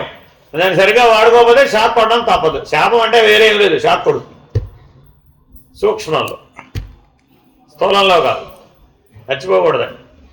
కాబట్టి చాలా జాగ్రత్తగా ఈ వివేకాన్ని వాడాలి. భక్తి లేని భజన నిరుపయోగం. ఎందుకని? విభక్తము కానిది భక్తి. నీకు భగవంతుడికి భేదం లేదన్న స్థితి వరకు తీసుకెడుతుందా ఆ చిన్న పని? ఎంతసేపు పాడతారండి భజన మన వాళ్ళు? ఒక భజన 3 నిమిషాలు ఉంటుంది, 6 నిమిషాలు, మహా ఇది పెద్ద భజన అయితే 10 నిమిషాలు ఉంటుంది, అంతకుమించి ఉండదు. మరి 10 నిమిషాల్లో అయ్యన్ యు ఆర్ వన్ అని పొందొచ్చా పొందకూడదా అని దాని అర్థం. కాబట్టి మనం పొద్దున సాయంత్రం బాబావారి భజనలు వింటున్నాం, పాడుతున్నాం. మరి అప్పుడు ఏ స్థితిని పొందాలి? Ayyan you are one, GO బ్రహ్మైవ నాపరః, జీవ బ్రహ్మైక్యం. అందుకని భజనలు ఎప్పటి నుంచి నేర్పించే విధానం పెట్టారు బాబావారు? ఎంట్రీ, ఫోటో క్లాస్ వెళ్ళాడు, భజన నేర్పి ఫస్ట్ నేర్పేదే బాలబోధలో నెంబర్ 1 పాఠం ఏమిటి? గణపతి భజన ఫస్ట్. శుక్లాంబరధర గణపతి మంత్రం నిత్యం నిత్యం జపో జపో. భజన నేర్పుతారు ముందు, ఫస్ట్ నేర్పే పాఠం ఇదే. తర్వాత మిగిలిన పుస్తకాల పాఠాలు, వ్యవహారం అంతా వాళ్ళ తర్వాత. ఎందుకని? అనుక్షణం నీకు ఇది గుర్తుండాలి.